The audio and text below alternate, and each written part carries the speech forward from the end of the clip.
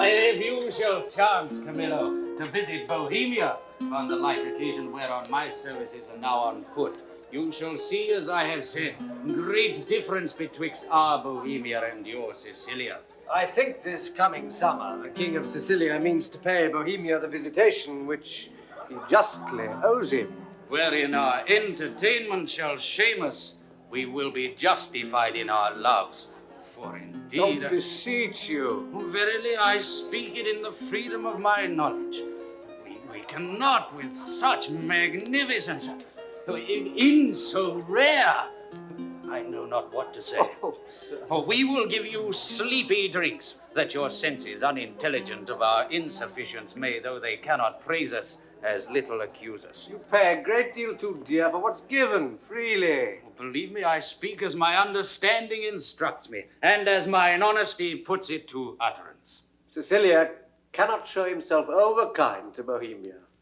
They were trained together in their childhood, and there rooted betwixt them then such an affection which cannot choose but branch now. And since their more mature dignities and royal necessities made separation of their society, their encounters, though not personal, have been royally attorneyed with interchange of gifts, letters, loving embassies, that they've seemed to be together, though absent, shook hands as over a vast, and embraced, as it were, from the ends of opposite winds. The heavens continue their loves. I think there is not in the world either malice or matter to alter it. You have an unspeakable comfort of your young prince, Mamilius. It is a gentleman of the greatest promise that ever came into my note. I very well agree with you in the hopes of him. It is a gallant child, one that indeed physics the subject, makes old hearts fresh. For they that went on crutches ere he was born desire yet their life to see him a man.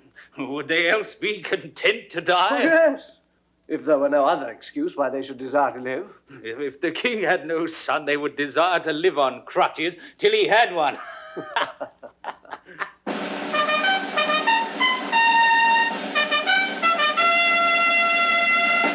9 changes of the watery star hath been the shepherd's note since we have left our throne without a burthen.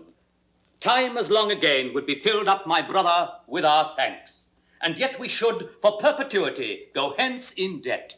And therefore, like a cipher, yet standing in rich place, I multiply with one we thank you, many thousands more that go before it. Stay your thanks a while, and pay them when you pass. Sir, that's tomorrow. I am questioned by my fears of what may chance or breed upon our absence, that may blow no sleeping winds at home to make us say, this is put forth too truly. Besides, I have stayed to tire your royalty. We are tougher, brother, than you can put us to it. No longer stay. 1 7 night longer. Very sooth tomorrow. We'll part the time betweens then, and in that I'll no gainsay. Press me not, beseech you so. There is no tongue that moves, none in the world, so soon as yours could win me. So it should now, were there necessity in your request, although 'twere needful I denied it.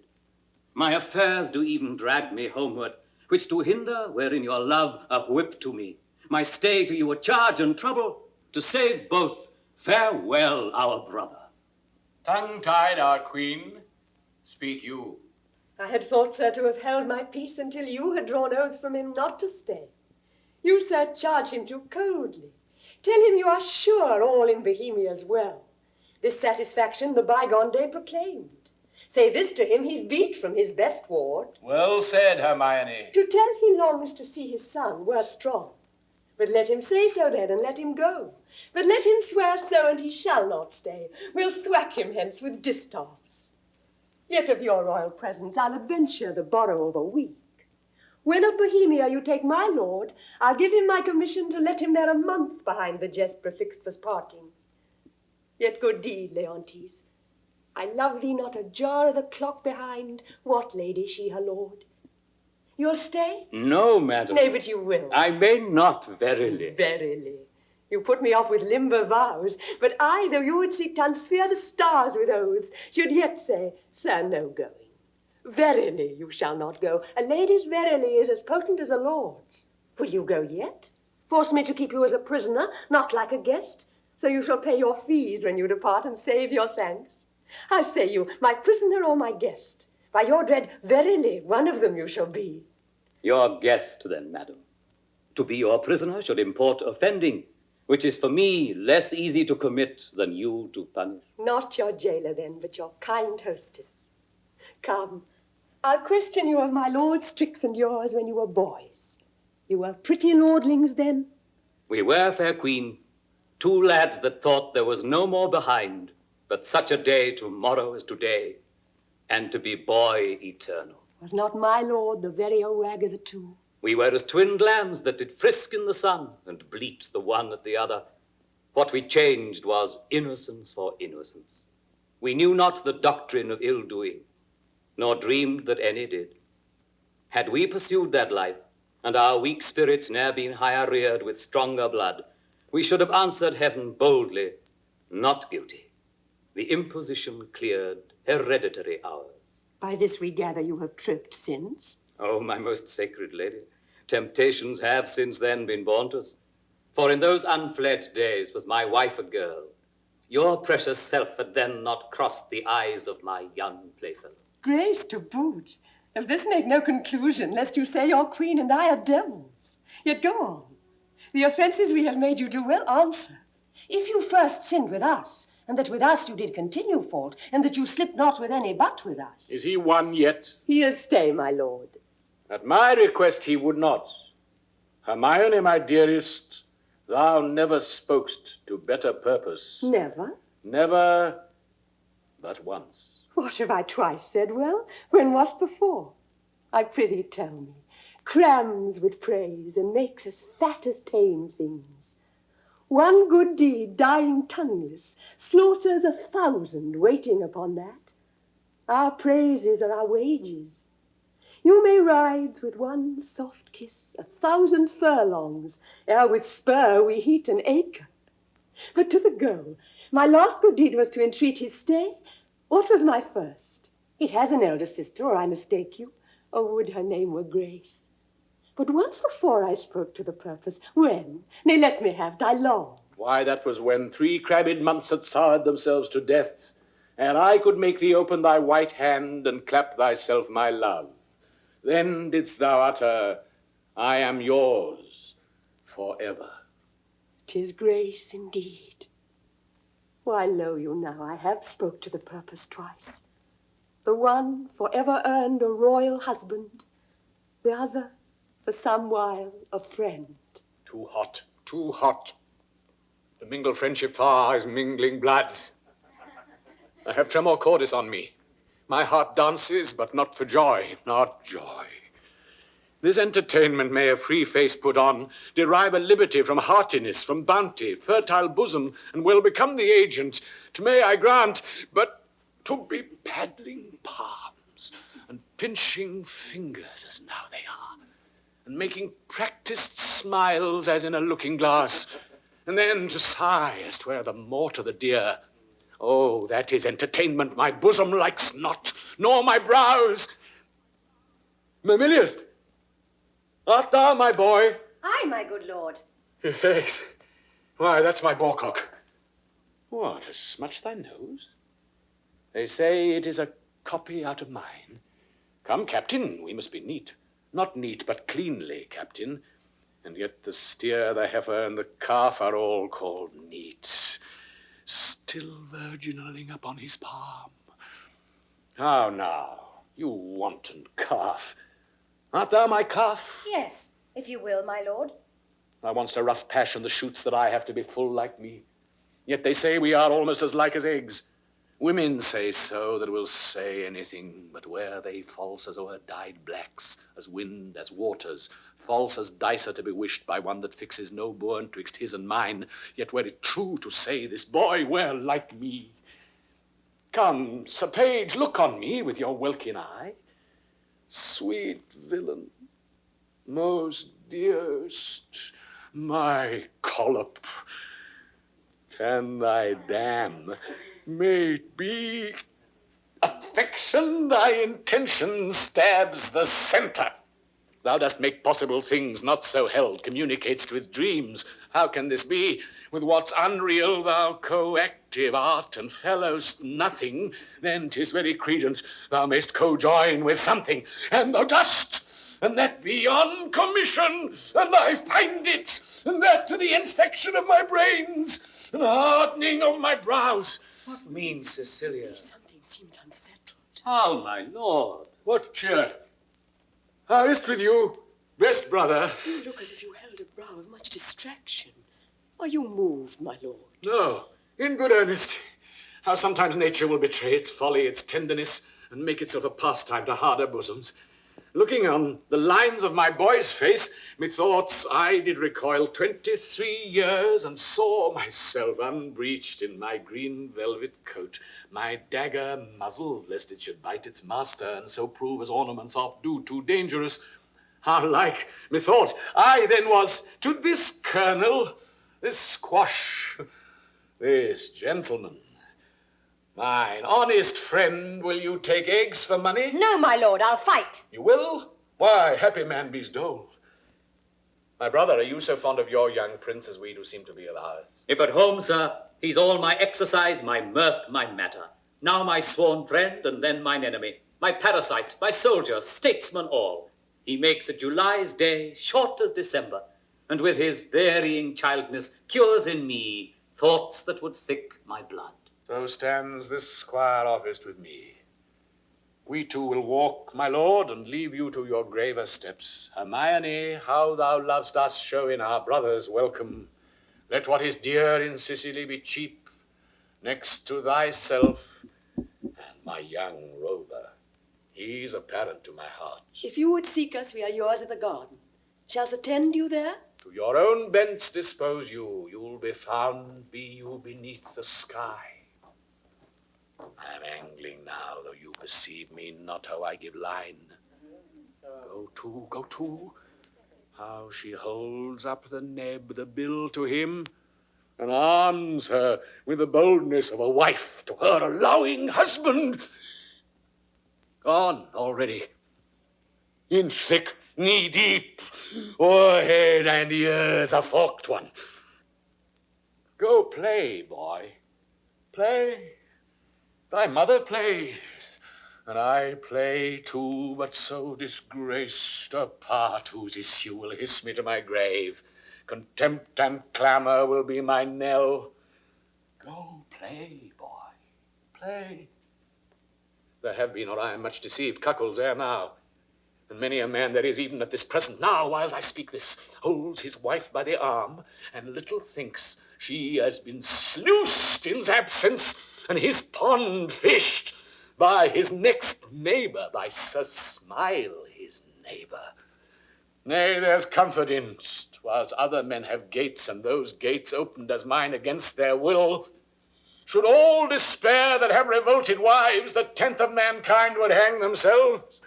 Physic for it there's none. It is a bawdy planet that will strike where 'tis predominant, and 'tis powerful, think it, from east, west, north, and south be it concluded. No barricado for a belly. Know it, it'll let in and out the enemy with bag and baggage. Many 1,000 ons have the disease and feel not. How now, boy? I am like you, they say. Why, that's some comfort. What, Camillo there? Aye, my good lord. Oh, play, Mamilius. Thou art an honest man. Camillo, this great sir will yet stay longer. You had much ado to make his anchor hold. When you cast out, it still came in. Didst note it?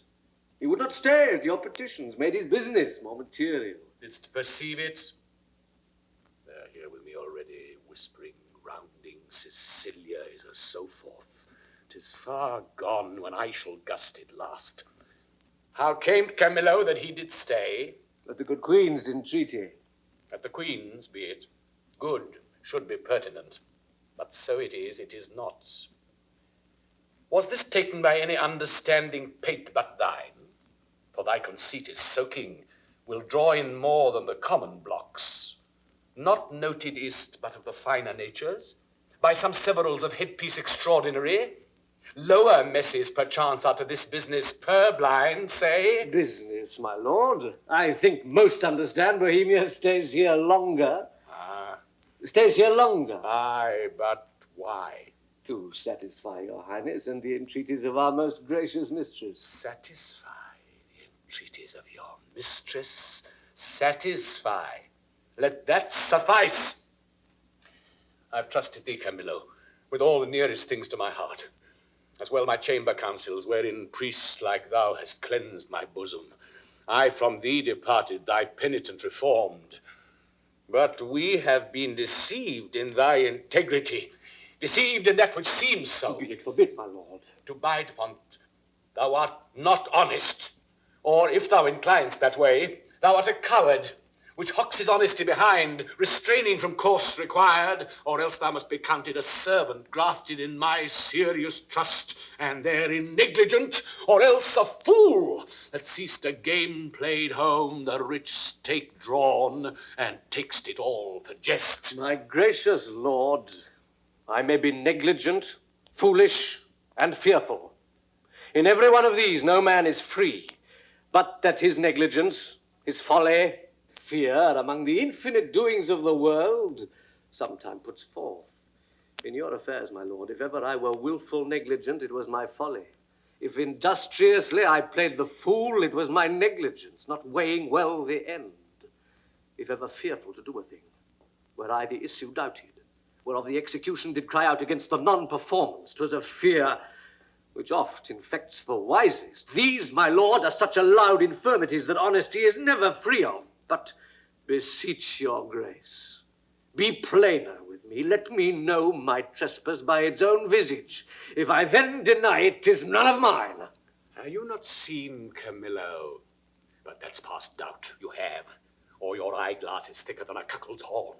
Or heard, for to a vision so apparent rumour cannot be mute. Or thought, for cogitation resides not in that man that does not think my wife is slippery.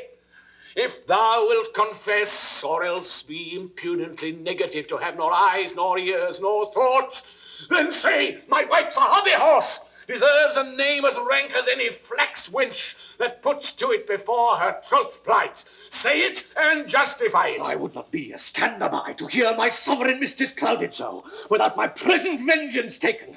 True, my heart, you never spoke what did become you less than this, which to reiterate was sin as deep as that, though true. Is whispering nothing, is leaning cheek to cheek, is meeting noses, kissing with inside lip, stopping the career of laughter with a sigh, a note infallible of breaking honesty, horsing foot on foot, skulking in corners, wishing clocks more swift, hours, minutes, noon, midnight, and all eyes blind with the pin and web. But theirs only that would unseen be wicked.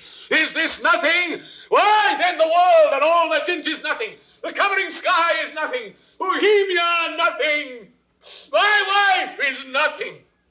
Nor nothing have these nothings, if this be nothing. Good my lord, be cured of this diseased opinion, and betimes, for 'tis most dangerous. Say it be, 'tis true. No, my lord! Please, you lie, you lie. I say thou liest, Camillo, and I hate thee. Pronounce thee a gross lout, a mindless slave, or else a hovering temporizer, that canst with thine eyes at once see good and evil, inclining to them both. Were my wife's liver infected as her life, she would not live the running of one glass. Who does infect her? Why, he that wears her like her medal hanging about his neck.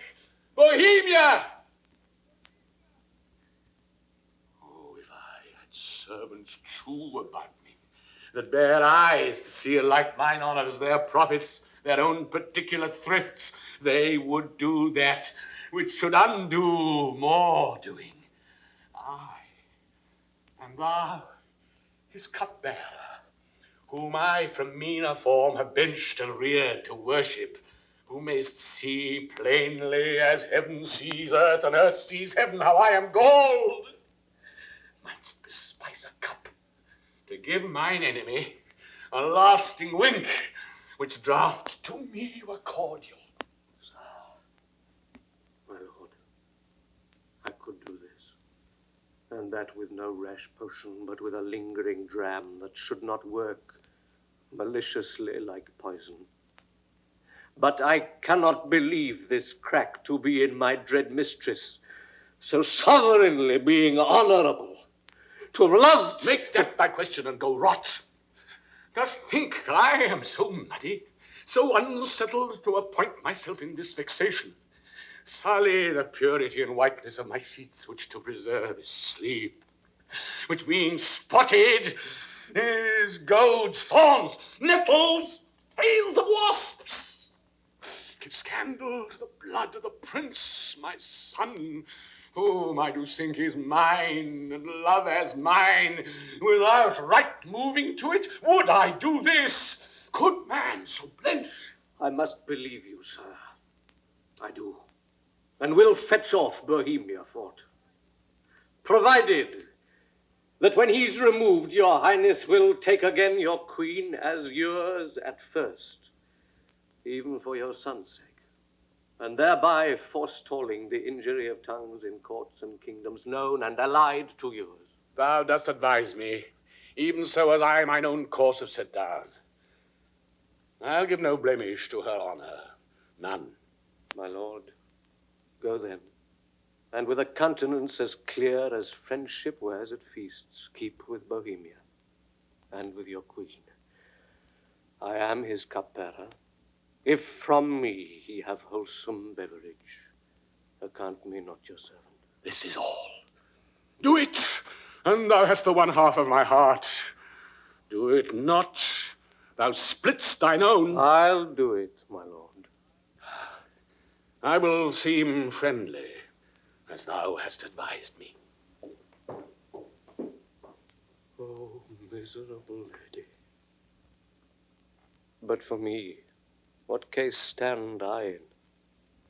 I must be the poisoner of good Polixenes, and my ground to do't is the obedience to a master, one who in rebellion with himself will have all that are his, so too.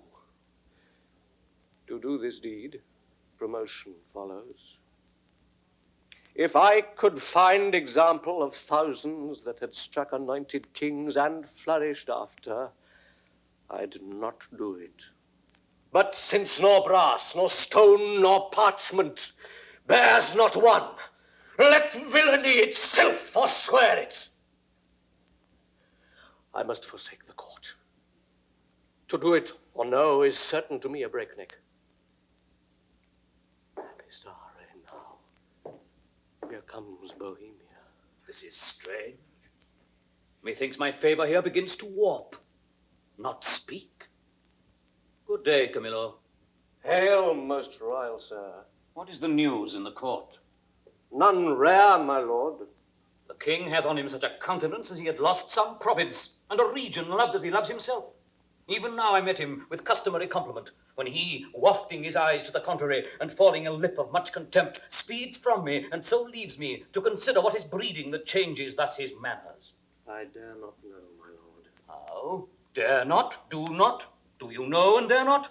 Be intelligent to me. 'Tis thereabouts. For to yourself what you do know you must and cannot say you dare not.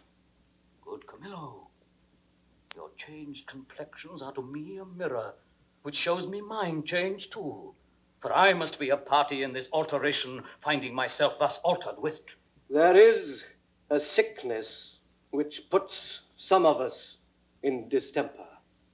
But I cannot name the disease, and it is caught of you that yet are well. How? Caught of me?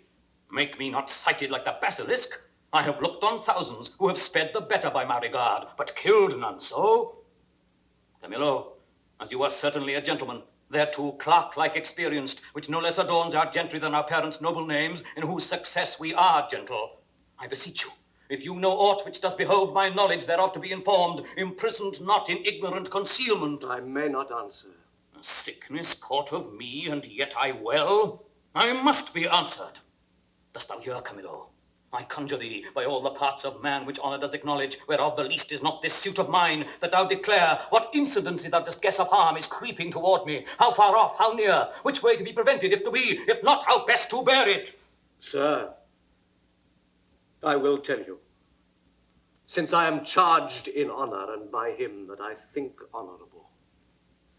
Therefore mark my counsel, which must be even as swiftly followed as I mean to utter it, or both yourself and me cry lost, and so good night. On, good Camillo. I am appointed him to murder you. By whom, Camillo? By the king. For what? He thinks, nay, with all confidence he swears, as he had seen it, or been an instrument to vice you to't, that you have touched his queen, forbiddenly. Oh, my best blood turned to an infected jelly, and my name be yoked with his that did betray the best. Turn then my freshest reputation to a savour that may strike the dullest nostril where I arrive, and my approach be shunned, nay, hated too, worse than the greatest infection that e'er was heard or read. Swear this thought over by each particular star in heaven and by all their influences. You may as well forbid the sea for to obey the moon, as or by oath remove or counsel shake the fabric of his folly, whose foundation is piled upon his faith, and will continue the standing of his body. How should this grow? I know not, but I am sure 'tis safer to avoid what's grown than question how 'tis born. If therefore you dare trust my honesty that lies enclosed in this trunk, which you shall bear along impawned, away tonight. Your followers I will whisper to the business, and will by twos and threes at several posterns clear them of the city. For myself I'll put my fortunes to your service, which are here by this discovery lost. Be not uncertain, for by the honor of my parents I have uttered truth, which if you seek to prove, I dare not stand by, nor shall you be safer than one condemned by the king's own mouth thereon his execution sworn. I do believe thee. I saw his heart in his face. Give me thy hand. Be pilot to me, and thy places shall still neighbour mine. My ships are ready, and my people did expect my hence departure 2 days ago. This jealousy is for a precious creature. As she's rare, must it be great?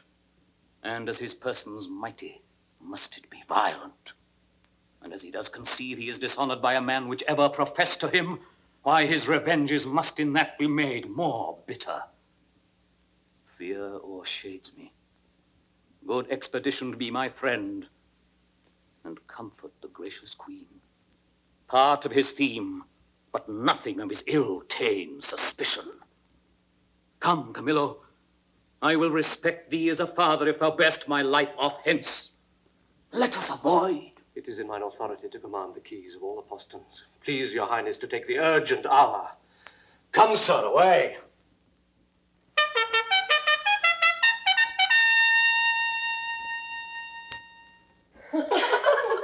Take the boy to you. He so troubles me, 'tis past enduring. Come, my gracious lord, shall I be your playfellow? No, I'll none of you. Why, my sweet lord? You'll kiss me hard and speak to me as if I were a baby still. I love you better. And why so, my lord? Oh, not for because your brows are blacker. Yet black brows, they say, become some women best, so that there be not too much hair there, but in a semicircle, or a half moon made with a pen. Who taught this? I learned it out of women's faces. Pray now, what colour are your eyebrows? Blue, my lord. Oh, nay, that's a mock. I have seen a lady's nose that has been blue, but not her eyebrows. Hark ye, the queen your mother rounds apace. We shall present our services to a fine new prince one of these days, and then you'd wanton with us if we would have you. She is spread of late into a goodly bulk. Good time encounter her. What wisdom stirs amongst you? Come, sir, now I am for you again. Pray you sit by us and tell us a tale. Merry or sad shall't be? As merry as you will. A sad tale's best for winter. I have one of sprites and goblins. Let's have that, good sir. Come on, sit down. Come on, and do your best to fright me with your sprites. You're powerful at it. There was a man Nay, come, sit down, then on. dwelt by a churchyard. I will tell it softly. Yond crickets shall not hear it. Come on, then, and give it me in mine ear. Was he met there? His train? Camillo with him? Behind the tuft of pines I met them. Never saw I men scour so on their way. I eyed them even to their ships. How blessed am I in my just censure, in my true opinion, alack for lesser knowledge. How accursed in being so blessed. There may be in the cup a spider steeped, and one may drink, depart, and yet partake no venom, for his knowledge is not infected. But if one present the abhorred ingredient to his eye, make known how he hath drunk, he cracks his gorge, his sides with violent hefts. I have drunk and seen the spider. Camillo was his help in this, his pander. There is a plot against my life, my crown, all's true that is mistrusted. That false villain whom I employed was pre-employed by him. He has discovered my design, and I remain a pinched thing, yea, a very trick for them to play at will. How came the postern so easily open? By his great authority, which often hath no less prevailed than so on your command. I know it too well. Give me the boy. I am glad you did not nurse him, though he does bear some signs of me, yet you have too much blood in him. What is this, sport? Bear the boy hence, he shall not come about her. Away with him, and let her sport herself with that she's big with. For 'tis Polixenes hath made thee swell thus. But I'd say he had not, and I'll be sworn you would believe my saying, howe'er you lean to the nayward. You, my lords, look on her, mark her well. Be but about to say she is a goodly lady, and the justice of your hearts will thereto add. 'Tis pity she's not honest, honourable. Praise her, but for this her without door form, which on my faith deserves high speech, and straight the shrug, the hum or ha, these petty brands that calumny doth use. Oh, I am out. That mercy does, for calumny will sear virtue itself. These shrugs, these hums and ha's, when you have said she's goodly, come between ere you can say she's honest. But be it known, from him that has most cause to grieve it should be, she's an adulteress. Should a villain say so, the most replenished villain in the world, he were as much more villain. You, my lord, do but mistake. You have mistook my lady Polixenes for Leontes. Oh, thou thing which I'll not call a creature of thy place, lest barbarism, making me the precedent, should a like language used to all degrees, unmannerly distinguishment leave out betwixt the prince and beggar. I have said she's an adulteress. I have said with whom. More, she's a traitor, and Camillo is a federally with her, and one that knows what she should shame to know herself, but with her most vile principle, that she's a bed swerver, even as bad as those that vulgars give bolts titles, aye, and privy to this their late escape. No, by my life, privy to none of this. How will this grieve you, when you have come to clearer knowledge that you thus have published me? Gentle, my lord, you scarce can write me truly then to say you did mistake. No, if I mistake, in those foundations which I build upon, the centre is not big enough to bear a schoolboy's top. Away with her to prison. He who shall speak for her is afar off guilty, but that he speaks. There's some ill planet reigns. I must be patient till the heavens look with an aspect more favourable. Good my lords, I am not prone to weeping, as our sex commonly are, the want of which vain dew perchance shall dry your pities. But I have that honourable grief lodged here, which burns worse than tears drown. Beseech you all, my lords, with thoughts so qualified as your charities shall best instruct you, measure me, and so the king's will be performed. Shall I be heard? Who is't that goes with me? Beseech your highness my women may be with me, for you see my plight requires it. Do not weep, good fools, there is no cause. When you shall know your mistress has deserved prison, then abound in tears as I come out. This action I now go on is for my better grace. Adieu, my lord. I never wish to see you sorry. Now I trust I shall. My women come. You have leave. Go. Do our bidding. Hence. Beseech your highness, call the queen again. Be certain what you do, sir, lest your justice prove violence, in the which 3 great ones suffer, yourself, your queen, your son. For her, my lord, I dare my life lay down, and will do't, sir. Please you to accept it, that the queen is spotless in the eyes of heaven, and to you, I mean in this which you accuse her. If it prove she's otherwise, I'll keep my stables where I lodge my wife. I'll go in couples with her. Then, when I feel and see her, no further trust her. For every inch of woman in the world and every dram of woman's flesh is false, if she be. Hold your pieces. Good, my lord. It is for you we speak, not for ourselves. You are abused, and by some put her on that will be damned for it. Would I knew the villain, I would damn him. Be she honour flawed, I have 3 daughters. The eldest is 11, the second and the third 9, and some 5. If this prove true, they'll pay for it. By mine honour, I'll dill them all. 14 they shall not see to bring false generations. They are co-heirs, and I had rather glib myself than they should not produce fair issue. Cease no more. You smell this business with a sense as cold as a dead man's nose. But I do see't and feel't as you feel, doing thus, and see with all the instruments that feel.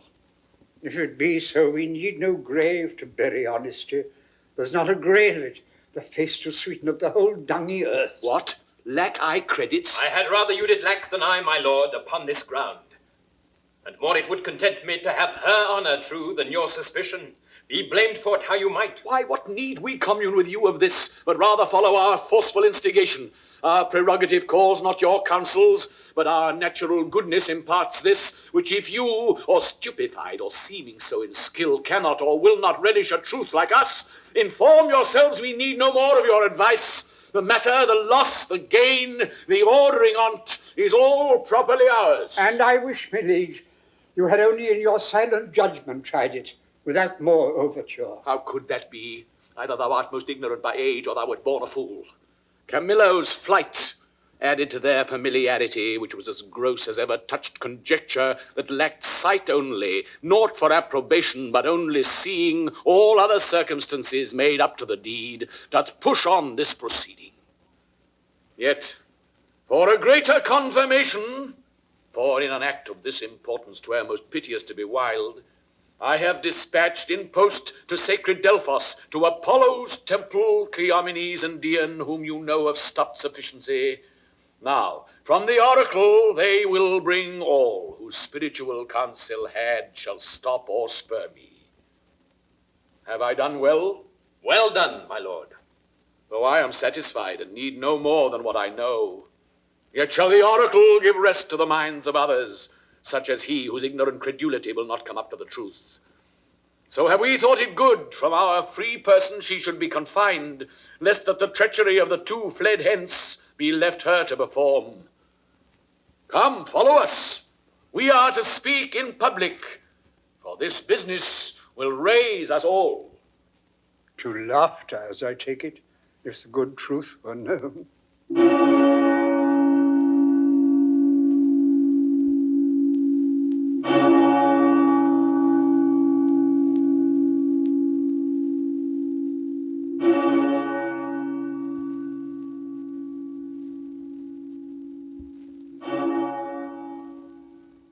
The keeper of the prison called to him. Let him have knowledge who I am. Good lady, no court in Europe is too good for thee. What dost thou then in prison? Now, good sir, you know me, do you not? For a worthy lady and one whom much I honour. I pray you then conduct me to the queen. I may not, madam. To the contrary, I have express commandment. Yours a do. To lock up honesty and honour from the access of gentle visitors. Is't lawful, pray you, to see her women? Any of them? Emilia. So please you, madam, to put apart these your attendants, I shall bring Emilia forth. I pray now call her. Withdraw yourselves. And, madam, I must be present at your conference. Well, be it so, prithee. Here's such a do to make no stainer. Stainer's part is colouring.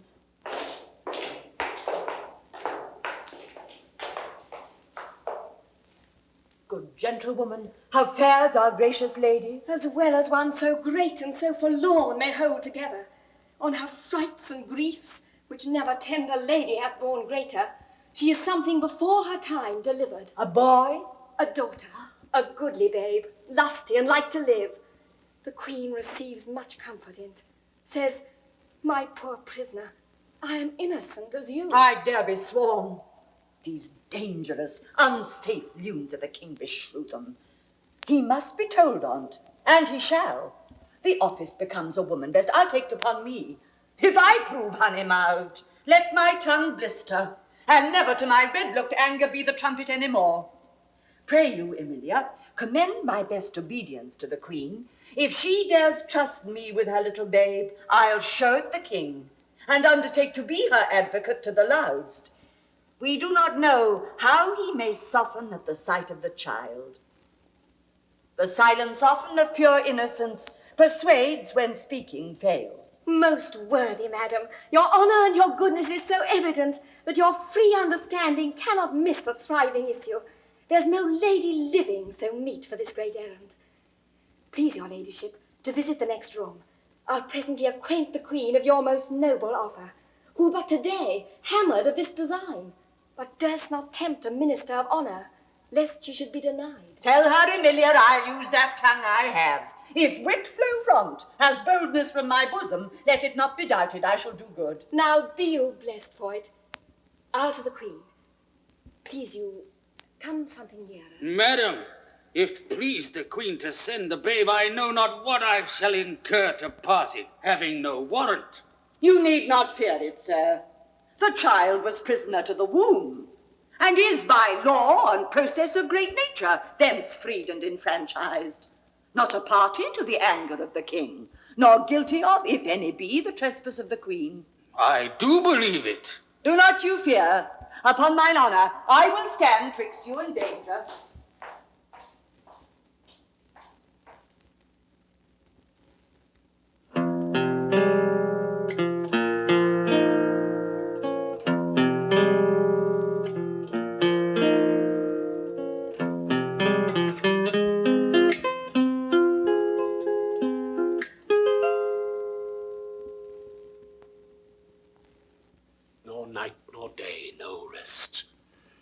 It is but weakness to bear the matter thus. Mere weakness, if the cause were not in being. Part of the cause, she the adulteress. For the harlot king is quite beyond mine arm, out of the blank and level of my brain, plot-proof. But she I can hook to me. Say that she were gone, given to the fire. The moiety of my rest might come to me again. Who's there? My lord. How does the boy? He took good rest tonight. 'Tis hoped his sickness is discharged. To see his nobleness. Conceiving the dishonor of his mother, he straight declined, drooped, took it deeply, fastened and fixed the shame on't in himself, threw off his spirit, his appetite, his sleep, and downright languished. Leave me solely, go see how he fares. If I no thought of him, the very thought of my revenges that way recoil upon me. In himself too mighty, and in his parties, his alliance, let him be until a time may serve. For present vengeance take it on her. Camillo and Polixenes laugh at me, make their pastime at my sorrow. They should not laugh if I could reach them, nor shall she within my power. No, I say that I will see the king. You must not enter. Nay, rather, good my lords, be second to me. Fear you his tyrannous passion more or less than the queen's life? A gracious, innocent soul, more free than he is jealous. That's enough, madam. He hath not slept tonight, commanded none should come at him. Not so hot, good sir. I come to bring him sleep.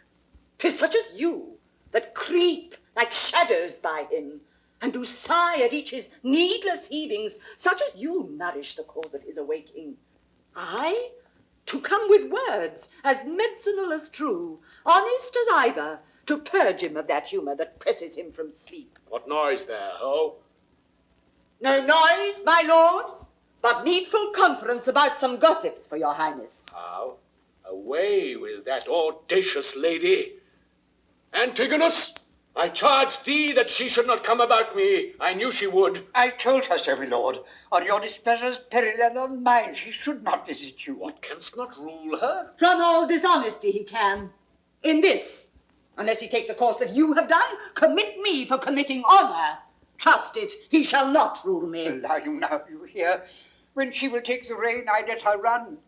But she'll not stumble. Good my liege, I come, and I beseech you hear me, who profess myself your loyal servant, your physician, your most obedient counsellor. Yet that dare less appear so in comforting your evils than such as most seem yours. I say I come from your good queen. Good queen? Good queen, my lord, good queen. I say good queen, and would by combat make her good, so were I a man the worst about you. Force her hence. Let him that makes but trifles of his eyes first hand me. On mine own accord I'll off. But first, I'll do my errand. The good queen, for she is good, hath brought you forth a daughter. Here it is. Commends it to your blessing. Out, a mankind witch! Hence with her out a door, a most intelligencing bawd. Not so. I am as ignorant in that as you in so entitling me, and no less honest than you are mad, which is as much I'll want it as this world goes to pass for honest. Traitors, will you not push her out? Give her the bastard! Thou dotard, thou art woman tired, unroosted by thy dame Partlet here. Take up the bastard. Take up, I say, give thy crow. Forever unvenerable be those hands, if thou takest up the princess by that forced baseness which he hath put upon. He dreads his wife. So I would you did. Then 'twere past all doubt you'd call your children yours. A nest of traitors. I am none by this good right. Nor I, nor any but one that's here, and that's himself. For he, the sacred honour of himself, his queens, his hopeful sons, his babes, betrays to slander, whose sting is sharper than the swords, and will not, for as the case now stands, it is a curse he cannot be compelled to, once remove the root of his opinion, which is rotten, as ever oak or stone was sound. A callet of boundless tongue, who late hath beat her husband, and now baits me. This brat is none of mine. It is the issue of Polixenes. Hence with it, and together with the damned commit them to the fire. It is yours. And might we lay the old proverb to your charge, so like you 'tis the worse. Behold, my lords, although the print be little, the whole matter and copy of the father, eye, nose, lip, Patrician's frown, his forehead, nay, the valley, the pretty dimples of his chin and cheek, his smiles, the very mould and frame of hand, nail, finger, and thou, good goddess nature, which hast made it so like to him that got it, if thou hast the ordering of the mind too, mongst all colours, no yellow in't, lest she suspect as he does, her children not her husband's. A gross hag. And Losel, thou art worthy to be hanged, and will not stay her tongue. Hang all the husbands that cannot do that feat. You will leave yourself hardly one subject. Once more, take her hence. A most unworthy and unnatural lord can do no more. I'll have thee burned. I cannot. It is an heretic that makes the fire, not she which burns in't. I'll not call you tyrant, but this most cruel usage of your queen, not able to produce more accusation than your weak-hinged fancy, something savours of tyranny, and will ignoble make you, yea, scandalous to the world. On your allegiance, out of the chamber with her. Were I a tyrant, where were her life? She durst not call me so if she did know me one. Away with her! I pray you, do not push me. I'll be gone. Look to your babe, my lord. 'Tis yours. Jove send her a better guiding spirit. What needs these hands? You that are thus so tender on his follies will never do him good, not one of you. So, farewell. We are gone. Thou traitor hast set on thy wife to this. My child, away with it. Even thou that hast a heart so tender o'er it, take it hence and see it instantly consumed with fire. Even thou, and none but thou, take it up straight. Within this hour bring me word 'tis done, and by good testimony, or I'll seize thy life with what thou else call'st thine. If thou refuse and will encounter with my rod, say so. The bastard brains with these my proper hands shall I dash out. Go, take it to the fire, for thou set'st on thy wife. I did not, sir. These lords, my noble fellows, if they please, can clear me on. We can. My royal liege, he is not guilty of our coming hither. You're liars, all! Beseech your highness, give us better credit. We have always truly served you, and beseech you so to esteem of us.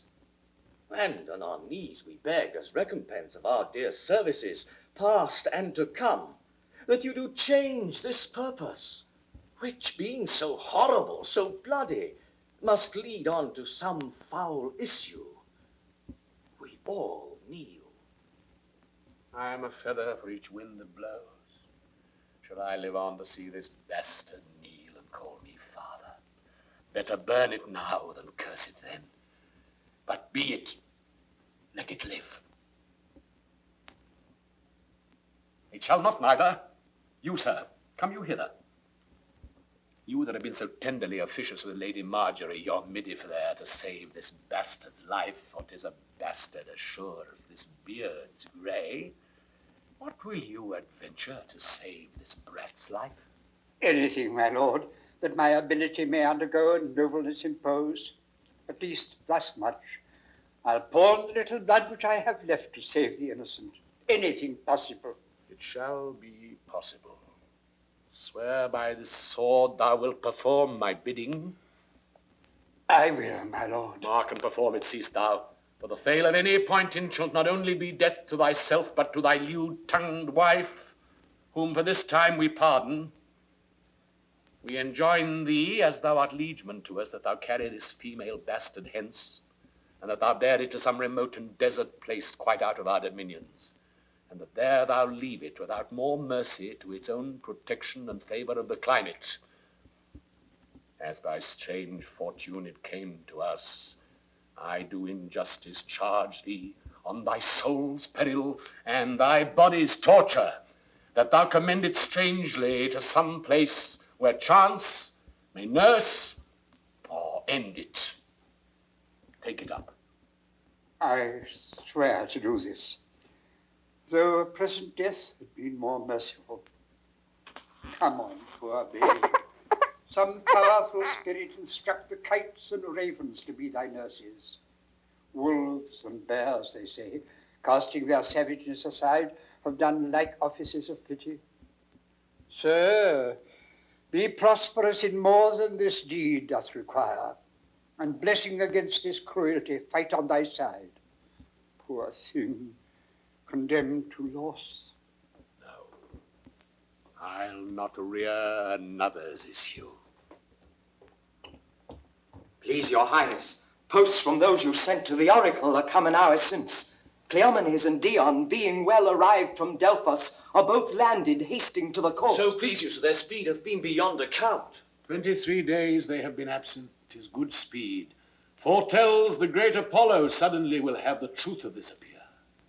Prepare you, lords, summon a session, that we may arraign our most disloyal lady. For as she hath been publicly accused, so shall she have a just and open trial. While she lives, my heart will be a burden to me. Leave me and think upon my bidding.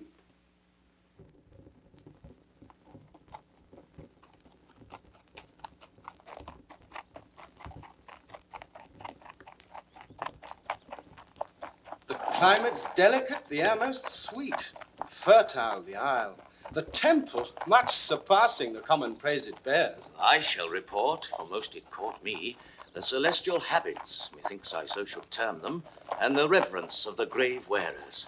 Oh, the sacrifice! How ceremonious, solemn, and unearthly it was in the offering. But of all, the burst and the ear-deafening voice of the oracle, kin to Job's thunder, so surprised my sense that I was nothing. If the event of the journey prove as successful to the Queen, oh, be it so, as it hath been to us rare, pleasant, speedy, the time is worth the use on't. Great Apollo, turn all to the best. These proclamations, so forcing faults upon Hermione, I little like. Violent carriage of it will clear or end the business. When the oracle, thus by Apollo's great divine, sealed up, shall the contents discover, something rare even then will rush to knowledge. Go, fresh horses, and gracious be the issue.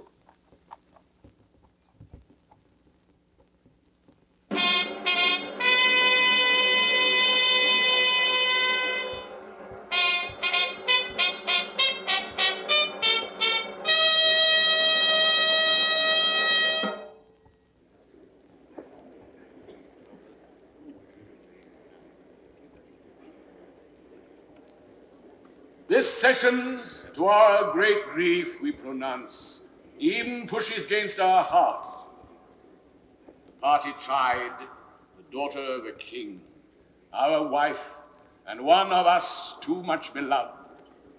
Let us be clear of being tyrannous, since we so openly proceed in justice, which shall have due course even to the guilt or the purgation. Produce the prisoner. It is His Highness's pleasure that the Queen appear in person here in court. Silence! Read the indictment.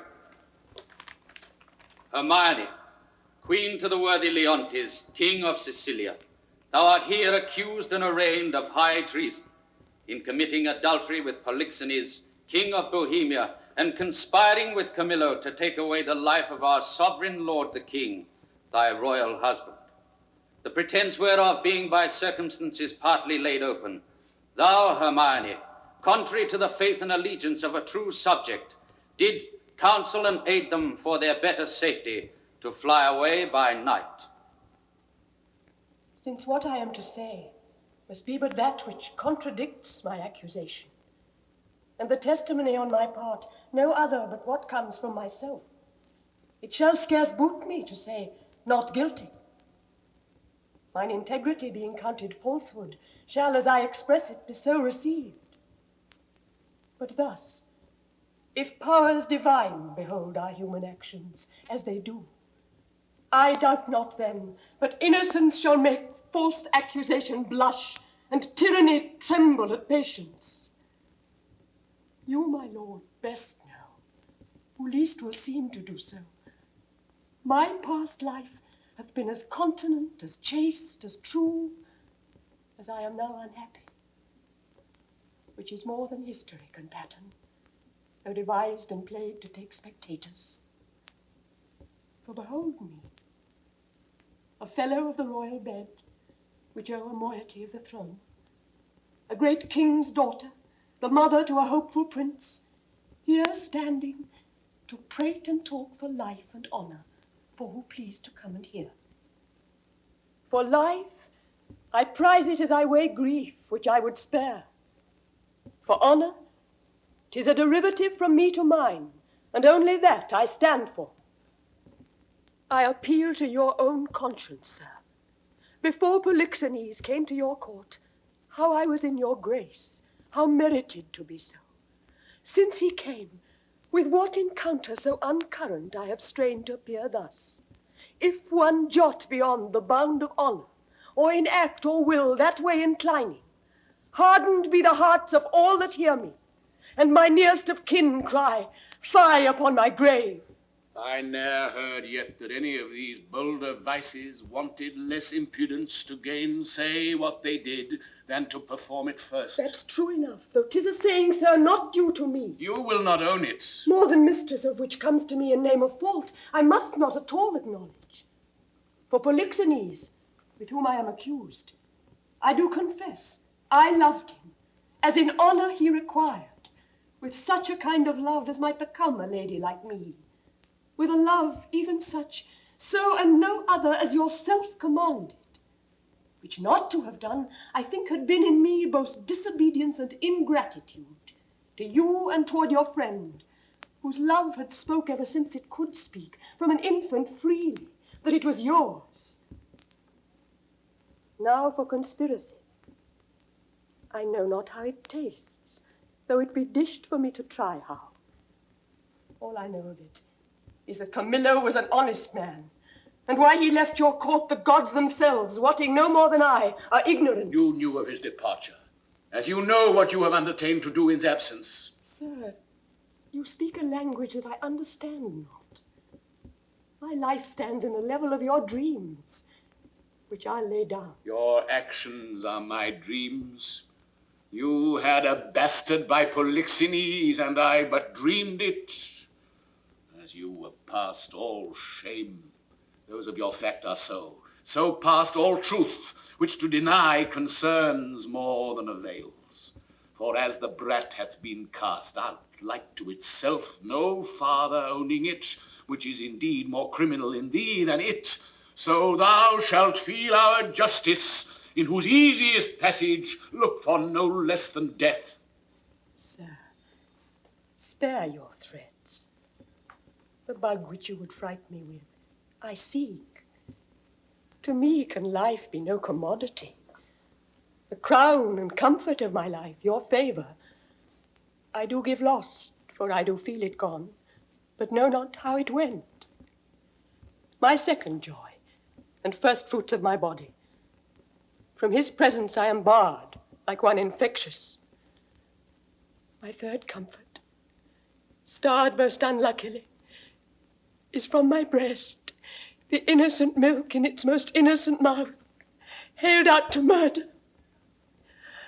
Myself on every post proclaimed as strumpet, with immodest hatred the childbed privilege denied, which longs to women of all fashion. Lastly, hurried here to this place in the open air, before I have got strength of limit. Now, my liege, tell me what blessings I have here alive, that I should fear to die. Therefore proceed. But yet hear this, mistake me not. No life, I prize it not a straw, but for mine honor, which I would free. If I shall be condemned upon surmises, all proof sleeping else but what your jealousies awake, I tell you 'tis rigor, not law. Your honors all, I do refer me to the oracle. Apollo be my judge. This your request is altogether just. Therefore bring forth, and in Apollo's name, his oracle. The Emperor of Russia was my father. Oh, that he were alive and here beholding his daughter's trial. That he did but see the flatness of my misery. Yet with eyes of pity, not revenge.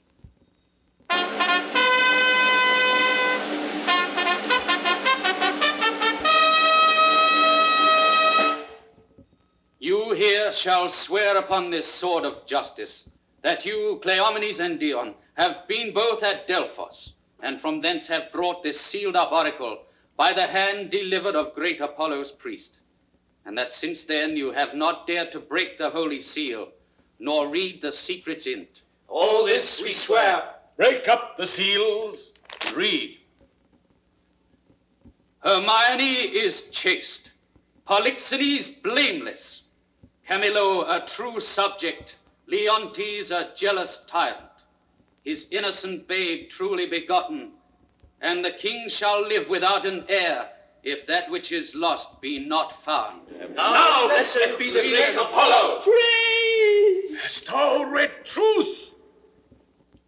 Aye, my lord, even so as it is here set down. There is no truth at all in the oracle. The session shall proceed. This is mere falsehood. My lord, the king, the king! What is the business? Oh, sir, I shall be hated to report it. The prince, your son, with mere conceit and fear of the queen's speed, is gone. How? Gone? He's dead.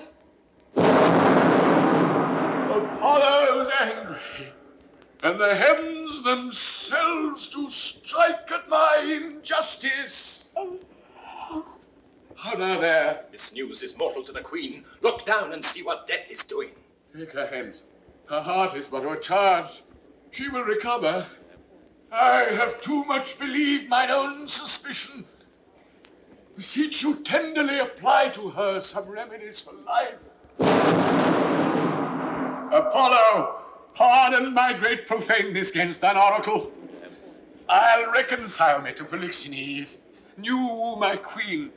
Recall the good Camillo, whom I proclaim a man of truth, of mercy. For being transported by my jealousies to bloody thoughts and to revenge, I chose Camillo for the minister to poison my friend Polixenes, which had been done, but that the good mind of Camillo tarded my swift command, though I with death and with reward did threaten and encourage him, not doing it and being done, he most humane and filled with honour, to my kingly guest unclasped my practice, quit his fortunes here which you knew great, and to the hazard of all uncertainties himself commended, no richer than his honour.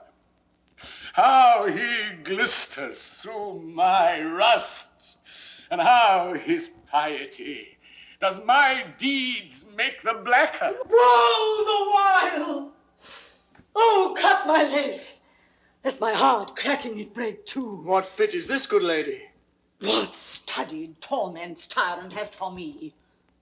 What wheels, racks, fires? What flaying, boiling in leads or oils? What old or newer tortures must I receive, whose every word deserves to taste of thy most worst? Thy tyranny, together working with thy jealousies, fancies too weak for boys, too green and idle for girls of 9. Oh, think of them and then run mad indeed, stark mad, for all thy bygone fooleries were but spices of it. That thou betrayedst Polixenes 'twas nothing, that did but show thee of a fool inconstant and damnable ingrateful. Nor was much, thou wouldst have poisoned good Camillo's honour to have him kill a king. Poor trespasses, more monstrous standing by, whereof I reckon the casting forth to crows thy baby daughter to be none or little, though a devil would have shed water out of fire ere done't. Nor is directly laid to thee the death of the young prince, whose honourable thoughts high for one so tender, cleft the heart that could conceive a gross and foolish sire, blemished his gracious dam. This is not, no, laid to thy answer, but the last.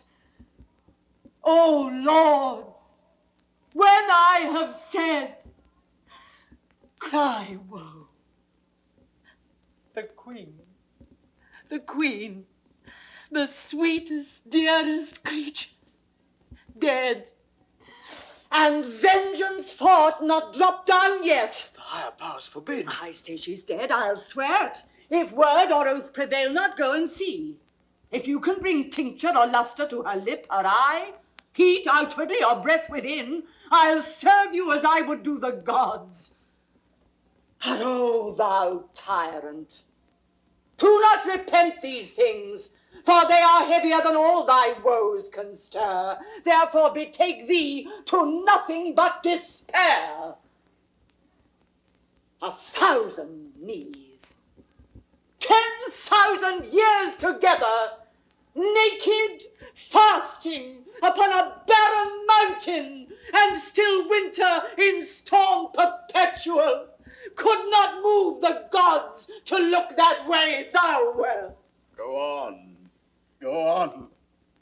Thou canst not speak too much. I have deserved all tongues to talk their bitterest. Say no more. Howe'er the business goes, you have made fault of the boldness of your speech. I am sorry for it.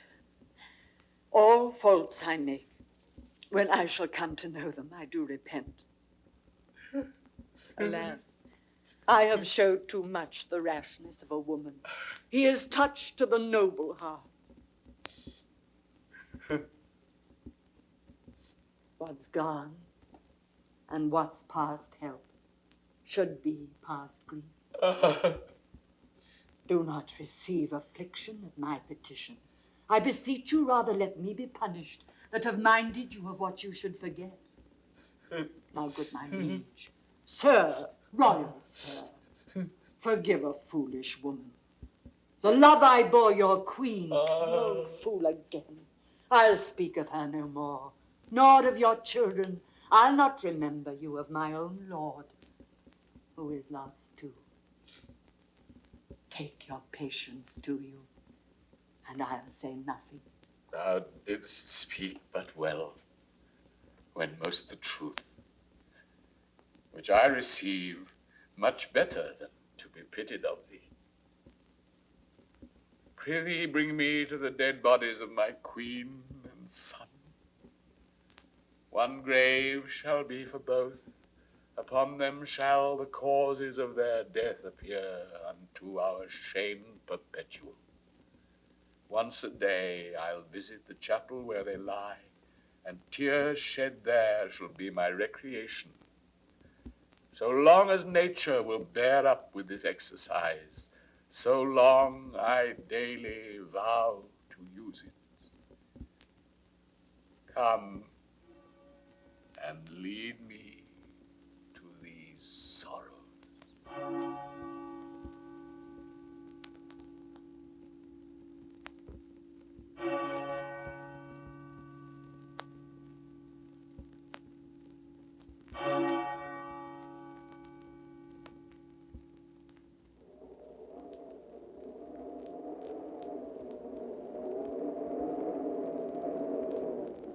Thou art perfect then, our ship has touched upon the deserts of Bohemia. Aye, my lord, and fear we have landed in ill time. The skies look grimly and threaten present blusters. In my conscience, the heavens with that we have in hand are angry and frown upon us. Their sacred wills be done.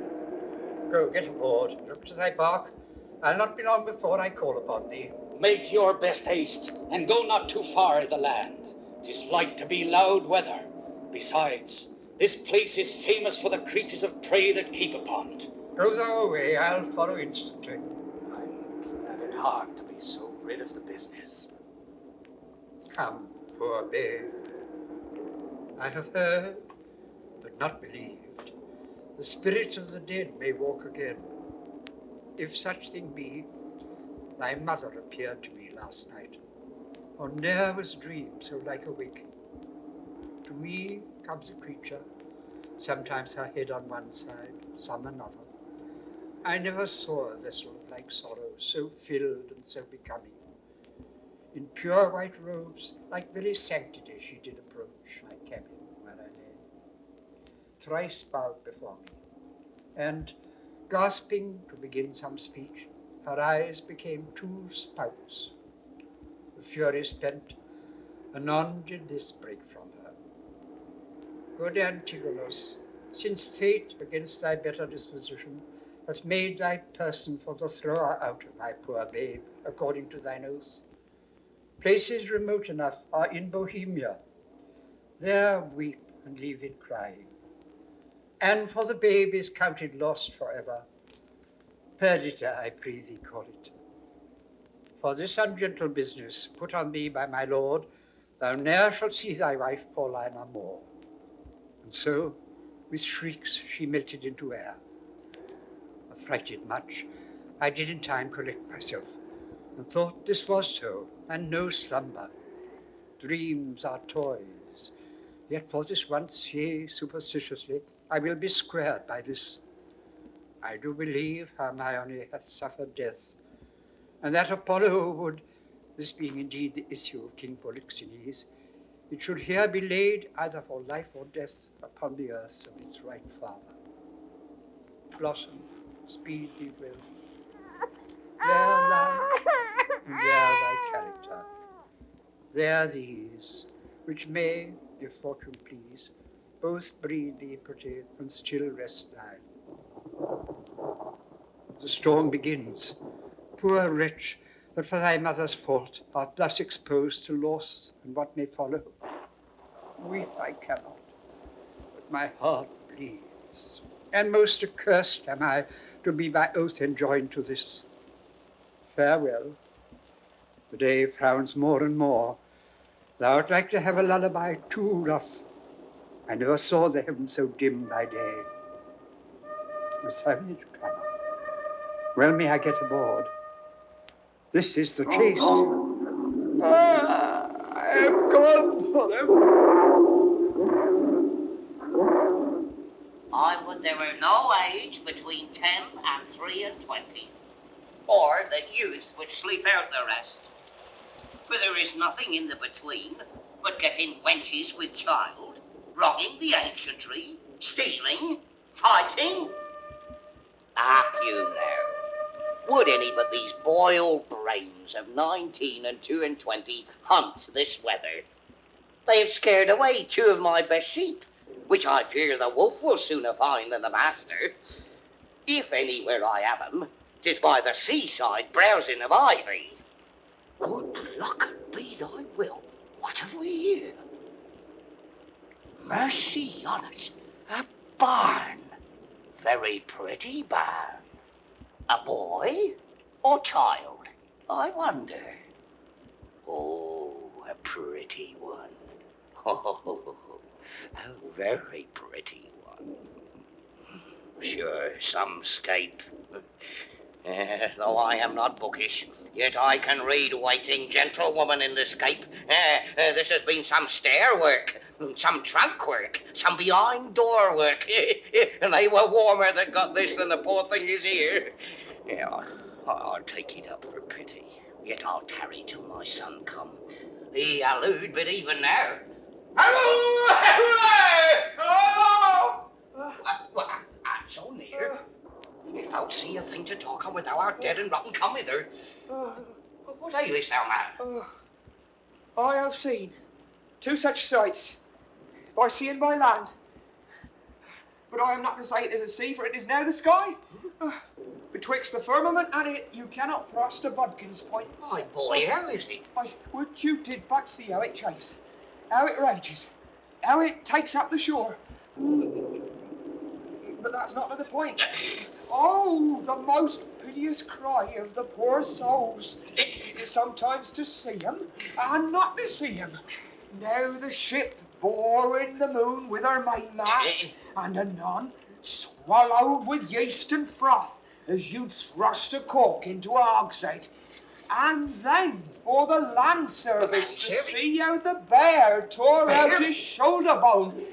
How he cried to me for help and said his name was Antigonus, a nobleman. But first to make an end of the ship, to see how the sea flat dragoned it. But first, how the poor souls roared and the sea mocked them, and how the poor gentleman roared and the bear mocked him, both roaring louder than the sea or weather. Save mercy, when was this, boy? No, I've not winked since I saw these sights. The men are not yet cold under water, nor the bear half dined on the gentleman. He's at it now. Would I had been by to have helped the old man. Aye, would you had been by the ship's side to have helped her. There your charity would have lacked footing. Heavy matters. Aye? Heavy matters. But, look thee here, boy. Now, bless thyself. Thou midst with things dying, aye, with things newborn. Here's a sight for thee, look thee. A bearing cloth for a squire's child. Look thee here. Why, take up, boy, open it. So, let's see. It was told me I should be rich by the fairies. This is some changeling. Open it. What's within, boy? You're a made old man. What? If the sins of your youth are forgiven you, you're well to live. Gold, all gold. Oh, this is fairy gold, boy. And 'twill prove so. Up with it, keep it close. Home the next way. Oh, we are lucky, boy, and to be so still requires nothing but secrecy. Let my sheep go. Come, good boy, the next way home. Go you the next way with your findings. I'll go see if the bear be got from the gentleman and see how much he hath eaten. They are never cursed but when they are hungry. If there be any of him left, I'll bury him. Ah, that's a good deed. If thou mayst discern by that which is left of him what he is, fetch me to the sight of him. Marry will I, and you shall help put him in the grave. That is a lucky day, boy, and we'll do good deeds on it.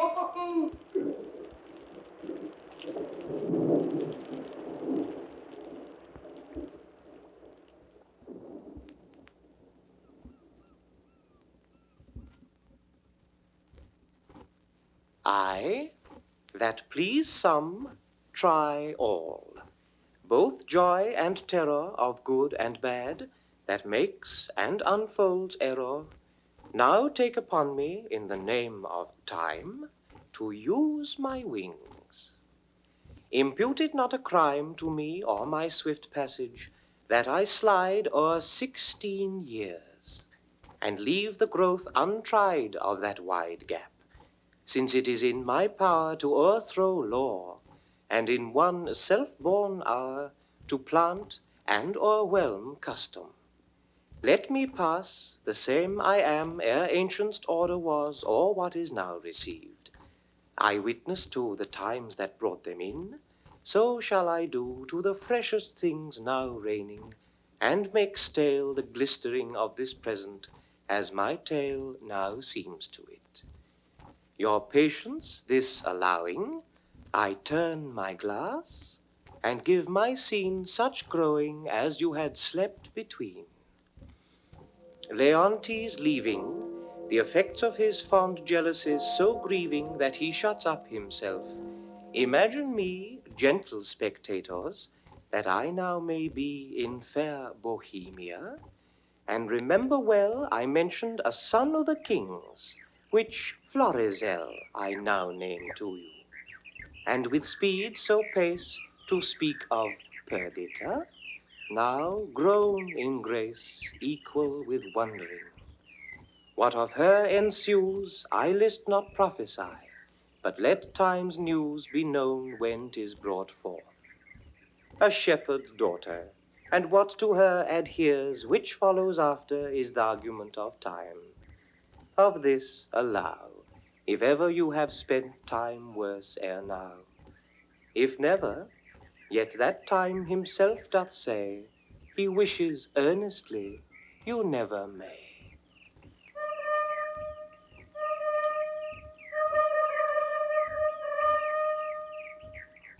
I pray thee, good Camillo, be no more importunate.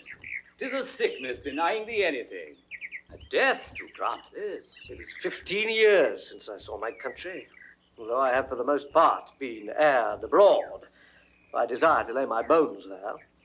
Besides, the penitent king, my master, hath sent for me, to whose feeling sorrows I might be some ally, or I o'erween to think so, which is another spur to my departure. As thou lovest me, Camillo, wipe not out the rest of thy services by leaving me now.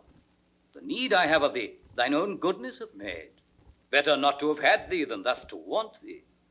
Thou, having made me businesses which none without thee can sufficiently manage, must either stay to execute them thyself, or take away with thee the very services thou hast done, which, if I have not enough considered, as too much I cannot, to be more thankful to thee shall be my study, and my profit therein the heaping of friendships.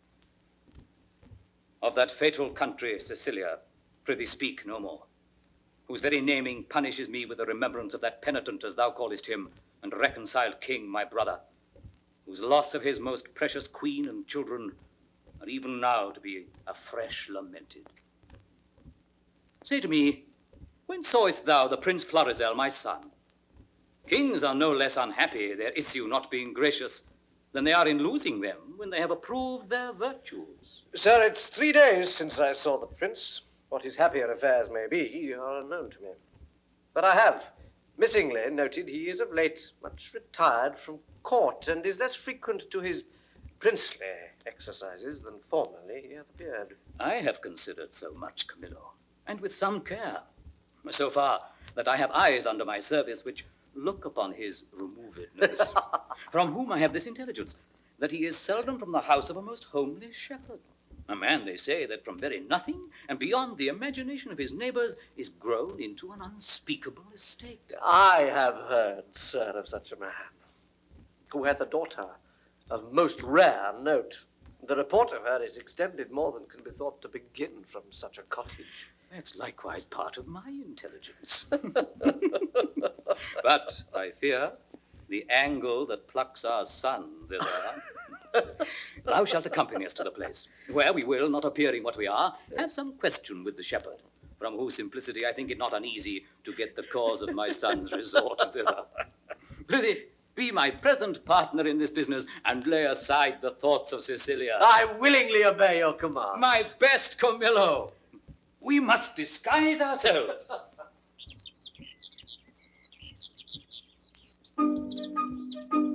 When daffodils begin to peer, with hey the doxy over the dale, why then comes in the sweet of the year, for the red blood reigns in the winter's pale.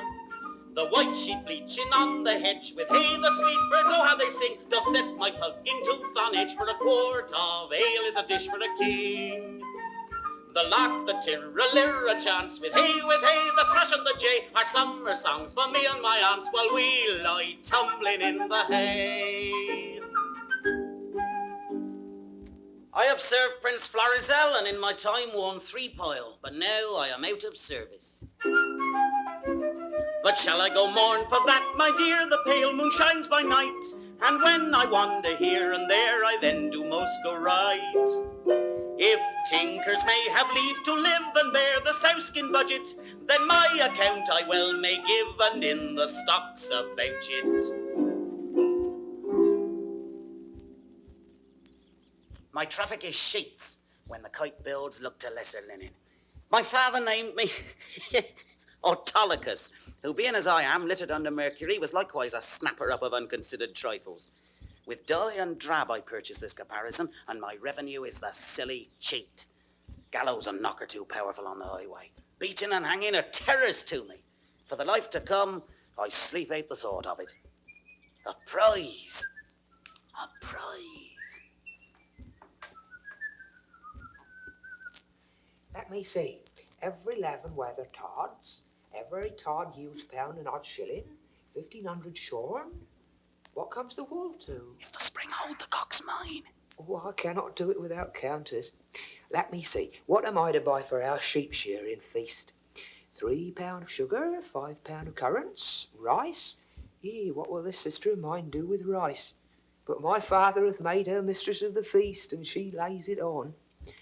She hath made me 24 nosegays for the shearers. 3 man songmen all, and very good ones. But they are most of 'em means and bases, but one Puritan amongst 'em, and he sings psalms to hornpipes. I must have saffron to colour the warden pies, mace, dates, oh none, that's out of my note, nutmeg 7, a race or 2 of ginger, but that I may beg, 4 pound of prunes, and as many of raisins of the sun. Oh, that ever I was born! In the name of me. Oh, help me, help me! Pluck but off these rags, and then death, death. Alas, poor soul, thou hast need of more rags to lay on thee, rather than have these off. Oh, sir, the loathsomeness of them offends me more than the stripes I have received, which are mighty ones and millions. Alas, poor man, 1,000,000 of beating may come to a great matter. I'm robbed, sir, and beaten, my money and apparel ta'en from me, and these detestable things put upon me. What, by a horseman or a footman? A footman, sweet sir, a footman. Indeed, he should be a footman by the garments he has left with thee. If this be a horseman's coat, it hath seen very hot service. Lend me thy hand, I'll help thee. Come, lend me thy hand. Oh, good sir, tenderly. Oh! Alas, poor soul. Oh, good sir, softly, good sir. I fear, sir, my shoulder blade is out. Oh, how now, can't stand? Softly, dear sir, good sir, softly. have done me a charitable office. Dost lack any money? I have a little money for thee. No, good sweet sir, no, I beseech you, sir. I have a kinsman not past 3/4 of a mile hence, unto whom I was going. I shall there have money or anything I want. Offer me no money, I pray you. That kills my heart. What manner of fellow was he that robbed you? A fellow, sir, that I have known to go about with trollmedames. I knew him once a servant of the prince. Ooh. I cannot tell, good sir, for which of his virtues it was, but he was certainly whipped out of the court. His vices, you would say. There is no virtue whipped out of the court. They cherish it to make it stay there, and yet it will no more but abide. Vices, I would say, sir. I know this man well. He hath been since an ape-bearer, then a process server, a bailiff. Then he compassed a motion of the prodigal son and married a tinker's wife, within a mile where my land and living lies. And having flown over many knavish professions, he settled only in rogue. Some call him Autolycus. Out upon him! Prig, for my life, prig! He haunts wakes, fairs, and bear baitings. Very true, sir. He. That's the rogue that put me into this apparel. Not a more cowardly rogue in all Bohemia. If you had but looked big and spit at him, he'd have run. I must confess to you, sir, I'm no fighter. Oh. I am false of heart that way, and that he knew, I warrant him. How do you now? Sweet sir, much better than I was. Oh, I can stand and walk. I will even take my leave of you and pace softly towards my kinsman. Shall I bring thee on the way? No, good-faced sir, no, sweet sir. Then fare thee well. I must go buy spices for our sheep shearing. Prosper you, sweet sir. Your purse is not hot enough to purchase your spice. I'll be with you at your sheep shearing too. If I make not this cheat bring out another, and the shearers prove sheep, let me be unrolled and my name put in the book of virtue. Jog on, the footpathway, and merrily hends the stile. A merry heart goes all the day, your sad tires in a mile.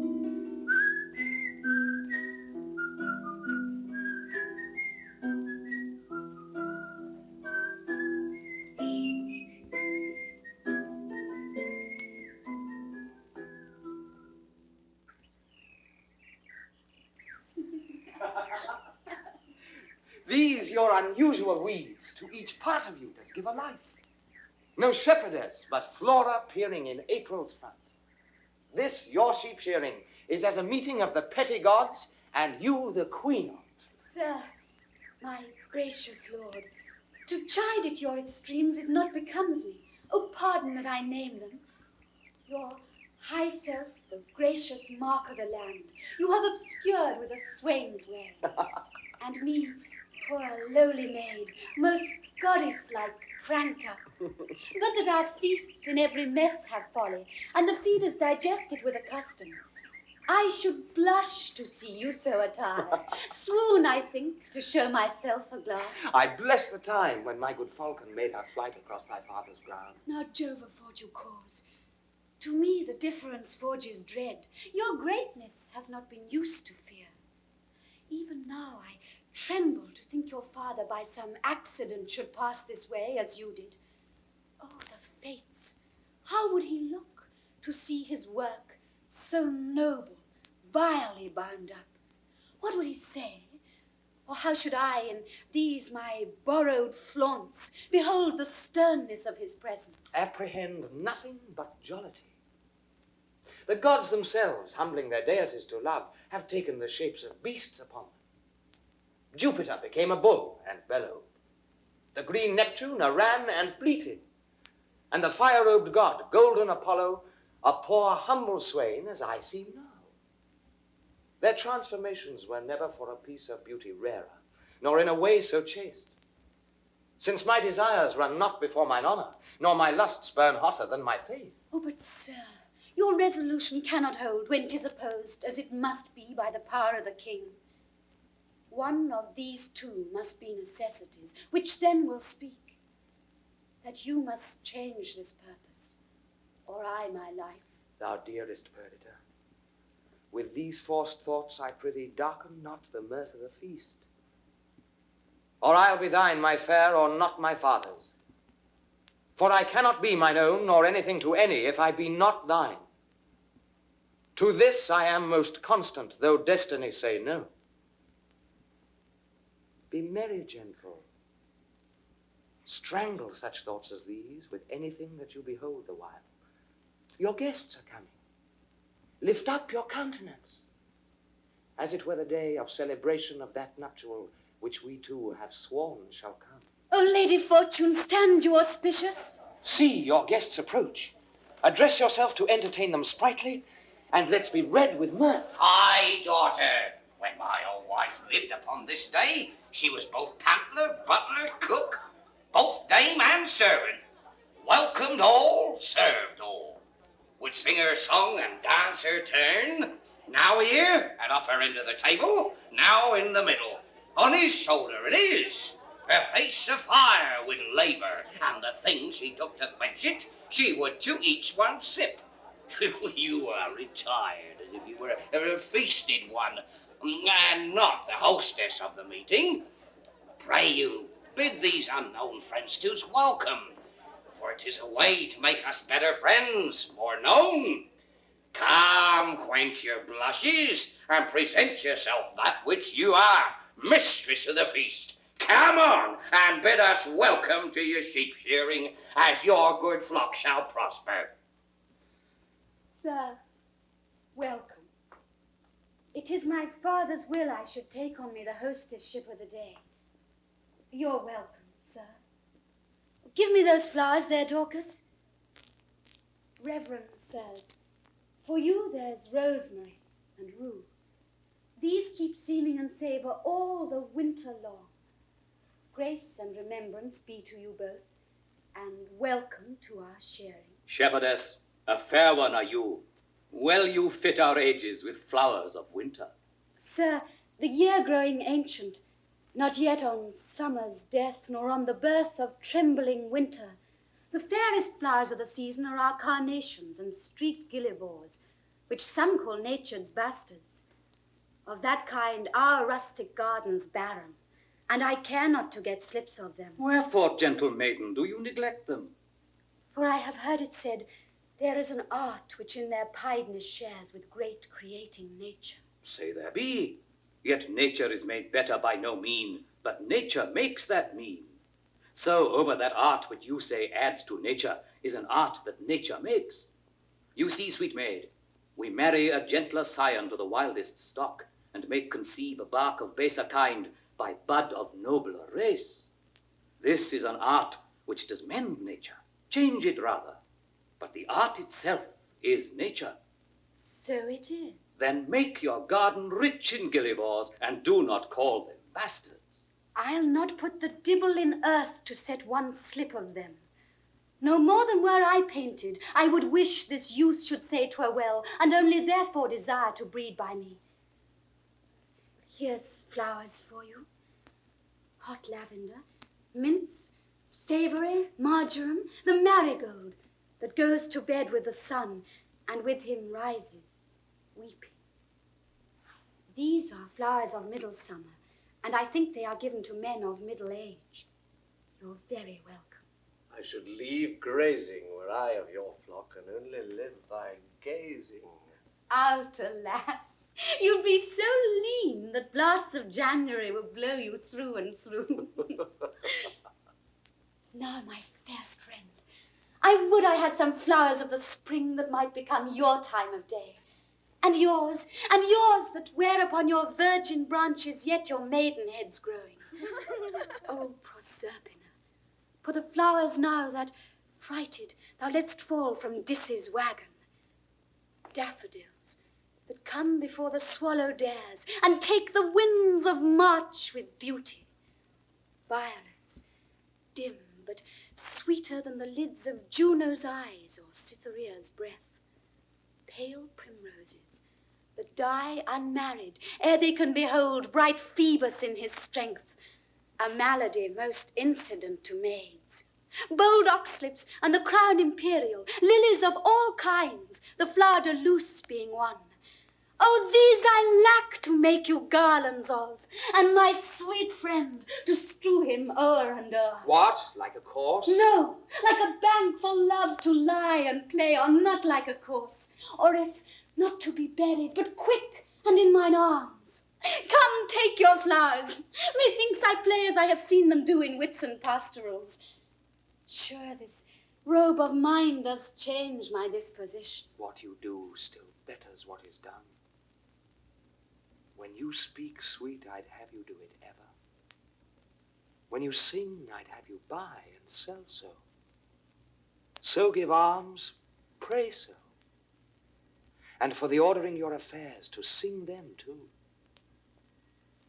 When you do dance, I wish you a wave of the sea, that you might ever do nothing but that. Move still, still so, and own no other function. Each your doing, so singular in each particular, crowns what you are doing in the present deeds, that all your acts are queens.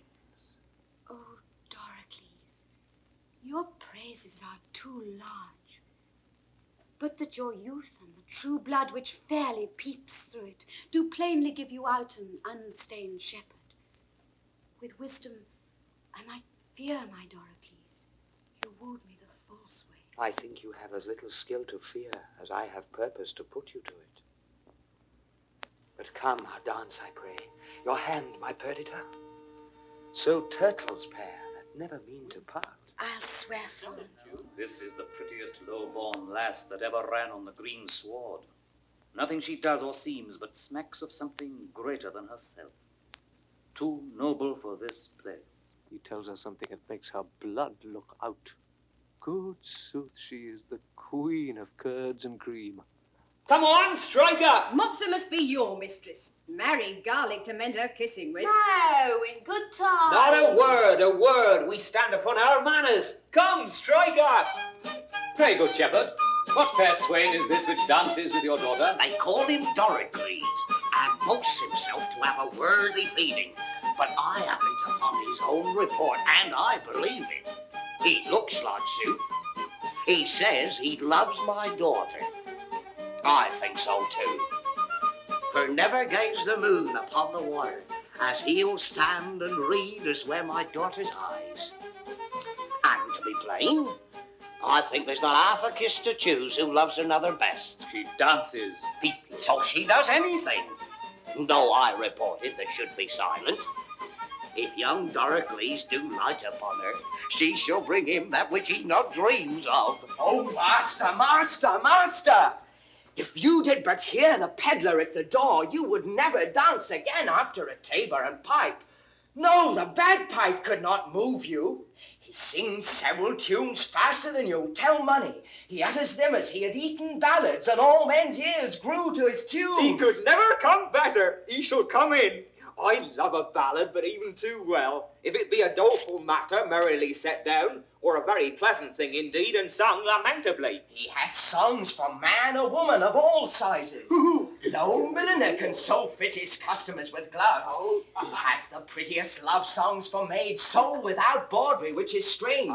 With rich, delicate burthens of dildos and fadings, jumper and thumper, and where some stretch-mouthed rascal would, as it were, mean mischief and break a foul gap into the matter, he makes the maid to answer, whoop, do me no harm, good man. Cuts him off, slices him with, whoop, do me no harm, good man. This is a brave fellow. Believe me, thou talkst of an admirable conceited fellow. Has he any unbraided wares? He hath ribbons of all the colours of the rainbow. Points more than all the lawyers in Bohemia can learnedly handle, though they come to him by the gross. Inkles, caddises, cambrics, lawns. Why, he sings them over as they were gods or goddesses.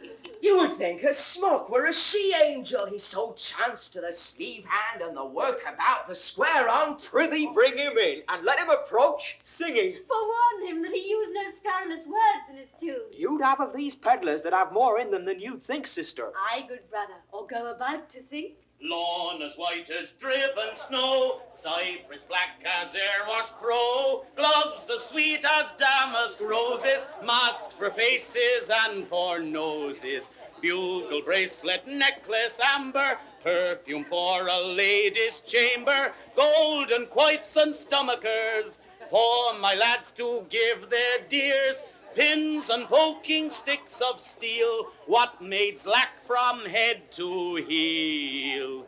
Come buy of me, come buy, lads, or else your lasses cry, come buy. If I were not in love with Mopser, thou shouldst take no money of me, but being enthralled as I am, it will also be the bondage of certain ribbons and gloves. I was promised them against the feast, but they come not too late now. He hath promised you more than that, or there be liars. Well, he's paid you all he promised you. Maybe he's paid you more, which will shame you to give him a cat. Is there no manners left among maids? Will they wear their plackets where they should bear their faces? Is there not milking time when you are going to bed or killhole to whistle off these secrets? But you must be tittle-tattling before all our guests. 'Tis well they are whispering. Clamour your tongues and not a word more. I have done.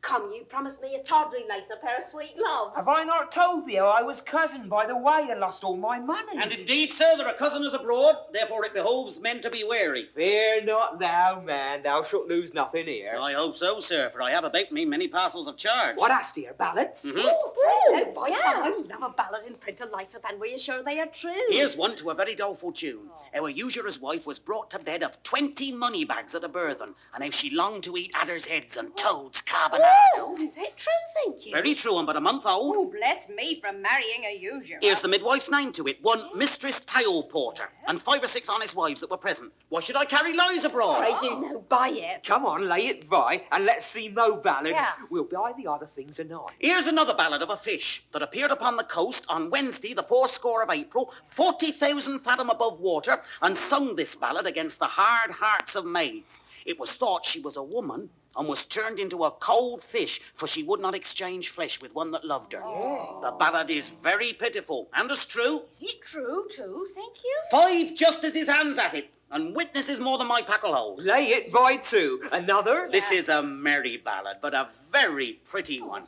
Let's have some merry ones. Right, this is a passing merry one, and goes to the tune of 2 maids wooing a man. Yes! Here's a maid westward, but she sings it. 'Tis in request, I can tell We you. can both sing it. If they'll bear a part, they shall hear 'tis in 3 parts. We had the tune on it a month ago. I can bear my part, you must notice my occupation. Have at it with you. Get your hence, for I must go where it fits you not to know. Whither, it becomes thine own full well. Thou to me thy secrets tell. Me to let me go thither. Or thou goest to the Granger mill. If to either thou dost ill. Neither. What neither. Thou hast sworn my love to me. Thou hast sworn it more to me. Then whither goest, say whither. Then whither goest, say whither. We'll have this song out and on by ourselves. My father and the gentleman are in sad talk, and we'll not trouble them. Come, bring away thy pack after me. Wenches, I'll buy for you both. Peddler, let's have the first choice. Follow me, girl. And you shall pay well for 'em. Will you buy any tape, any lace for your cape, my dainty duck, my dear? Any silk, any thread, any toys for your head of the newest and finest wear? Come to the peddler. Come to the peddler. Money's a meddler. Money's a meddler. But the butter, all men's wear up.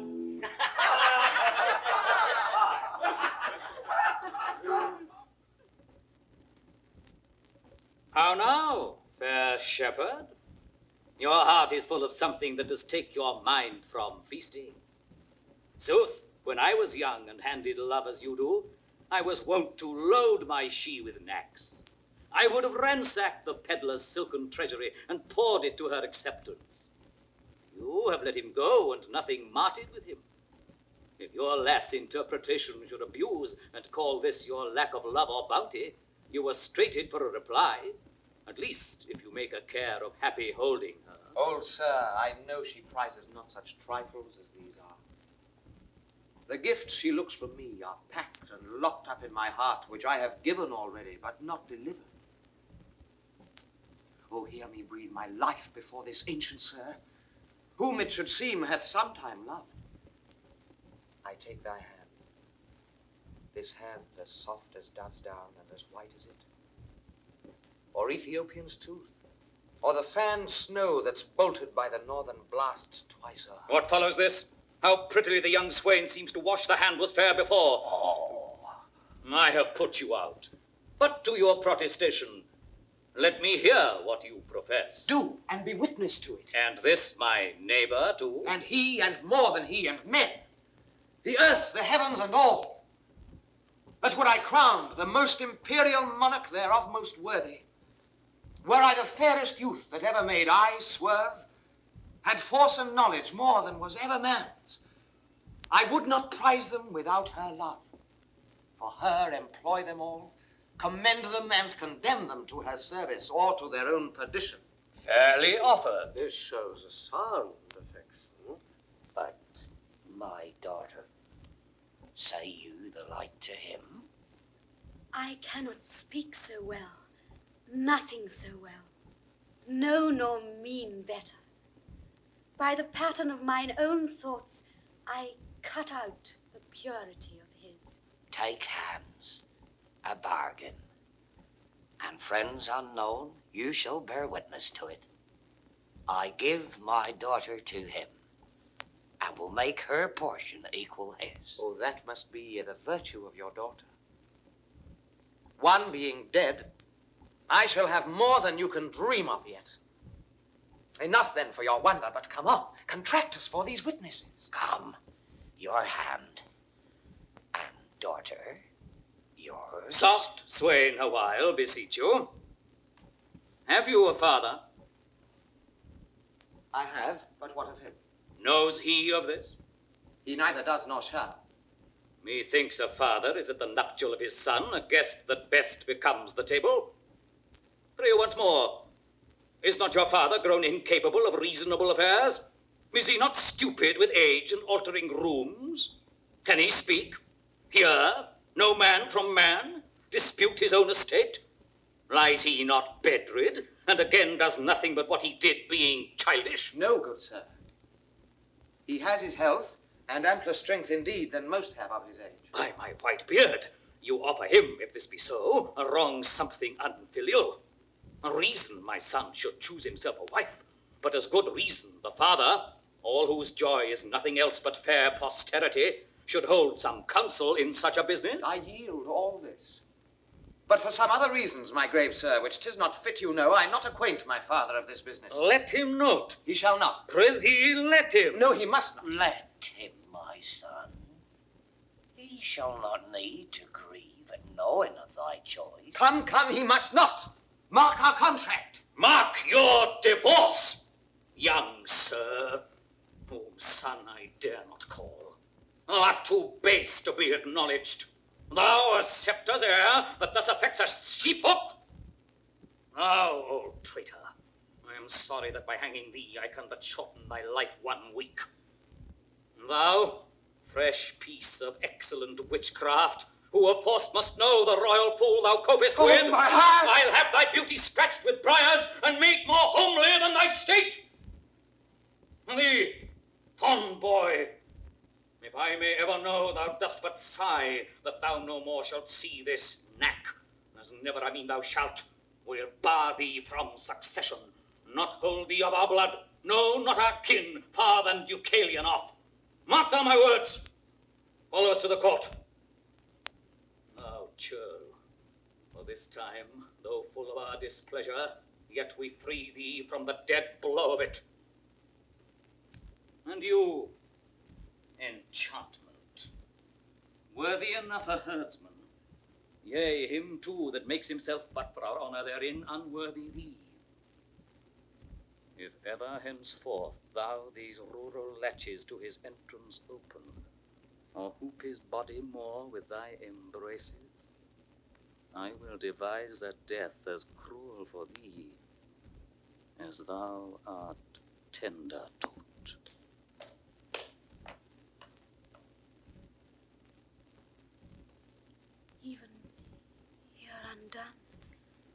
was not much afeard. For once or twice I was about to speak and tell him plainly, the self-same sun that shines upon his court hides not his visage from our cottage, but looks on alike. Will please you, sir, be gone. I told you what would come of this. Beseech you, of your own state, take care. This dream of mine being now awake, I'll queen it no inch farther, but milk my ewes and weep. Why, how now, father? Speak, ere thou diest. I cannot speak, nor think, nor dare to know that which I know. Oh, sir, you have undone a man of 83, that thought to fill his grave in quiet, yea, to die upon the bed my father died, to lie close by his honest bones. But now some hangman must put on my shroud and lay me where no priest shovels in dust. Oh, cursed wretch! I knew this was the prince and wouldst adventure to mingle faith with him. Undone, undone. If I might die within this hour, I have lived to die when I desire. Why look you so upon me? I am but sorry, not afeard. Delayed, but nothing altered. What I was, I am. More straining on for plucking back, not following my leash unwillingly. Gracious my lord, you know your father's temper. At this time he will allow no speech, which I do guess you do not purpose to him. And as hardly will he endure your sight as yet, I fear. Then, till the fury of his highness settle, come not before him. I not purpose it. I think Camillo. Even he, my lord. How often have I told you 'twould be thus?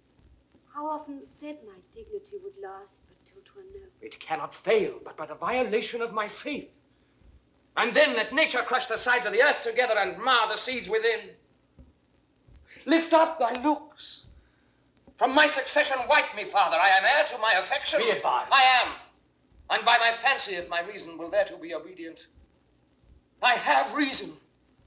If not, my senses better pleased with madness do bid it welcome. This is desperate, sir. So call it, but it does fulfill my vow. I needs must think it honesty.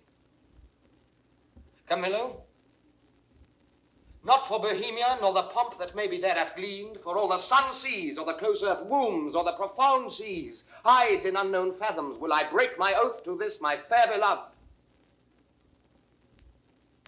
Therefore I pray you, as you have ever been my father's honored friend, when he shall miss me, as in faith I mean not to see him any more, cast your good counsels upon his passion.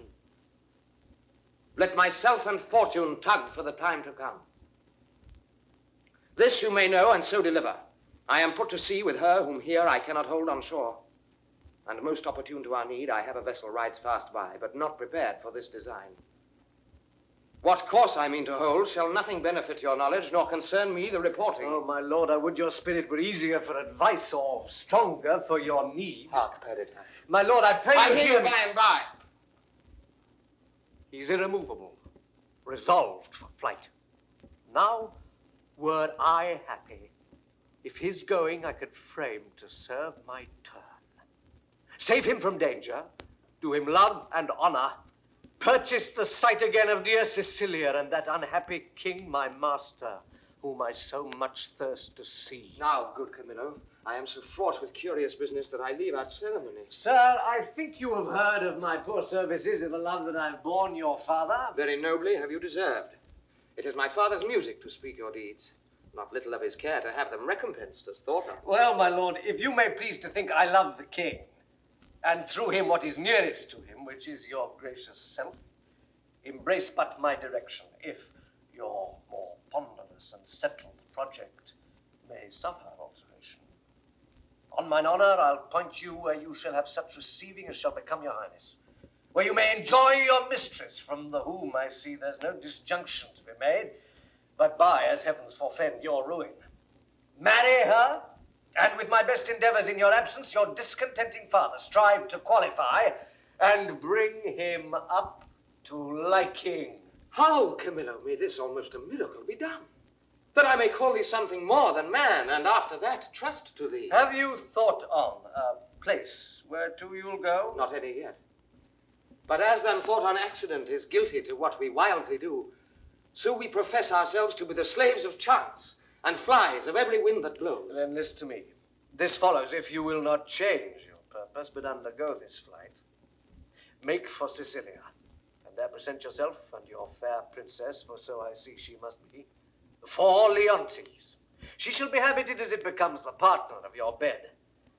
Methinks I see Leontes opening his free arms and weeping his welcomes forth, asks thee, the son, forgiveness as 'twere the father's person, kisses the hands of your fresh princess, o'er and o'er divides him twixt his unkindness and his kindness. The one he chides to hell, and bids the other grow faster than thought or time. Worthy Camillo, what colour for my visitation shall I hold up before him? Sent by the king your father to greet him and to give him comforts. Oh. Sir, the manner of your bearing towards him, with what you as from your father shall deliver, things known betwixt us three, I'll write you down, the which shall point you forth at every sitting what you must say, that he shall not perceive but that you have your father's bosom there, and speak his very heart. I am bound to you. There is some sap in this. Of course, more promising than a wild dedication of yourselves to unpaved waters, undreamed shores. Most certain to miseries enough, no hope to help you, but as you shake off one, to take another. Nothing so certain as your anchors, who do their best office if they can but stay you where you'll be loath to be. Besides, you know, prosperity's the very bond of love, whose fresh complexion and whose heart together affliction alters. One of these is true.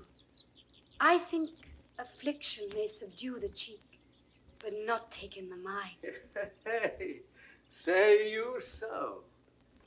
There shall not at your father's house these 7 years be born another such. My good Camillo, she's as forward of her breeding as she is of the rear our birth. I cannot say 'tis pity she lacks instruction, for she seems a mistress to most that teach. Your pardon, sir. For this I'll blush you thanks. My prettiest Perdita. But oh, the thorns we stand upon. Camillo, preserver of my father, now of me, the medicine of our house. How shall we do? We are not furnished like Bohemia's son, nor shall appear in Sicilia. My lord, fear none of this. I think you know my fortunes do all lie there. It shall be so my care to have you royally appointed, as if the scene you play were mine. For instance, sir, that you may know you shall not want. One word. What a fool honesty is, and trust his sworn brother a very simple gentleman. I've sold all my trumpery, not a counterfeit stone, not a ribbon, glass, pomander, brooch, table book, ballad, knife, tape, glove, shoe tie, bracelet, horn ring, to keep my pack from fasting. They throng who should buy first, as if my trinkets had been hallowed and brought a benediction to the buyer, by which means I saw whose purse was best in picture, and what I saw, to my good use, I remembered. My clown, who wants but something to be a reasonable man, grew so in love with the wench's song that he would not stir his petticoats till he had both tune and words, which so drew the rest of the herd to me that all their other senses stuck in ears. You might have pinched a placket, it was senseless. 'Twas nothing to geld a codpiece of a purse. I would have filed keys off that hung in chains. No hearing, no feeling, but my sir's song and admiring the nothing of it. So that in this time of lethargy, I picked and cut most of their festival purses. And had not the old man come in with a whoobub against his daughter and the king's son and scared me chuffs from the chaff, I'd not left a purse alive in the whole army. Nay, but my letters by this means being there so soon as you arrive shall clear that doubt. And those that you'll procure from King Leontes shall satisfy your father. Happy be you. All that you speak shows fair. Who have we here? We'll make an instrument of this, and nothing may give us aid. If they have overheard me now, why, hanging. Oh, no, good fellow. Why shakest thou so? Fear not, man, here's no harm intended to thee. I am a poor fellow, sir. Why be so still? Here's nobody will steal that from me. Yet for the outside of thy poverty we must make an exchange. Therefore discase thee instantly. My lord, thou must think there's a necessity in it. And change garments with this gentleman. And though the pennyworth on his side be the worst, yet hold thee, there's some boot. I am a poor fellow, sir. I know you well enough. They prithee dispatch, the gentleman is half flayed already. Are you in earnest, sir? I smell the trick on't. Dispatch, I prithee. Indeed, I have had earnest, but I cannot with conscience take it. Unbuckle! Unbuckle! No, Unbuckle! Oh. Fortunate mistress, let my prophecy come home to ye. You must attire yourself into some cover. Take your sweetheart's hat and pluck it o'er your brows. Muffle your face, dismantle you, and as you can, disliken the truth of your own seeming, that you may, for I do fear eyes over, to shipboard get undescribed. I see the play so lies that I must bear a part. No remedy. Have you done that? Should I now meet my father, he would not call me son. Nay, you shall have no hat. Come, lady, come. Farewell, my friend. Adieu, sir. Oh, Perdita, what have we twain forgot? Pray you a word.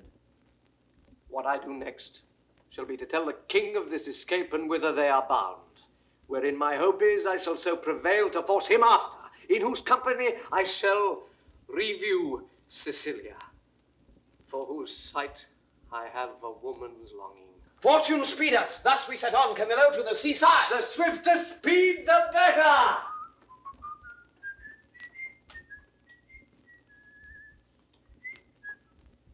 I understand the business.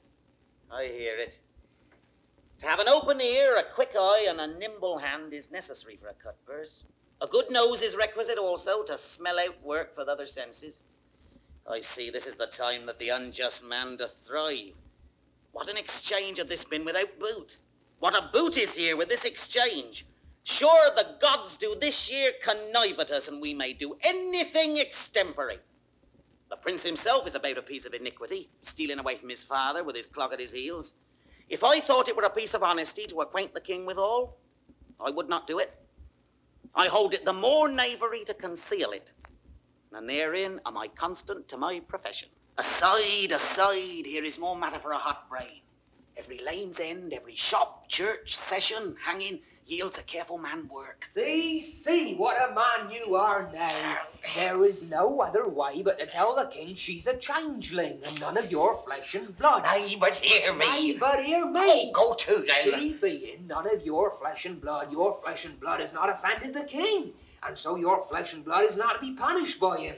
Show those things you found about her, those secret things, all but what she has with her. This being done, let the law go whistle, I warrant you. I will tell the king all, every word. Aye. Yea, and his son's pranks too. Who, I may say, is no honest man, neither to his father nor to me, to go about to make me the king's brother-in-law. Indeed, brother-in-law was the farthest off you could have been to him, and then your blood had been the dearer by I know not how much else. Very wisely, puppies. Well, let us to the king.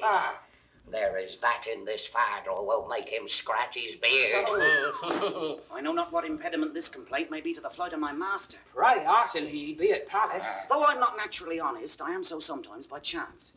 Let me pocket up my peddler's excrement. How now, lads? Whither are you bound? To the palace, by your worship. Your affairs there? What? With whom? The condition of that fardel? The place of your dwelling? Your names? Your ages? Of what having, breeding, and anything that is fitting to be known? Discover! Oh, we are but plain fellows, sir. A lie! You are rough and hairy. Let me have no lying. It becomes none but tradesmen, and they often give us soldiers the lie. But we pay them for it with stamped coin, not stabbing steel. Therefore, they do not give us the lie. Your worship would like to have given us one if you had not taken yourself with the manor. Are you a courtier and like you, sir? Whether it like me or no, I am a courtier. Seest thou not the air of the court in these enfoldings? Hath not my gait in it the measure of the court? Receives not thy nose court odour from it? Reflect I not on thy baseness, court contempt? Think'st thou, for that I insinuate or toze from thee thy business, I am therefore no courtier? I am a courtier, cap a pay, and one that will either push on or pluck back thy business there, whereon I command thee to open thy affair.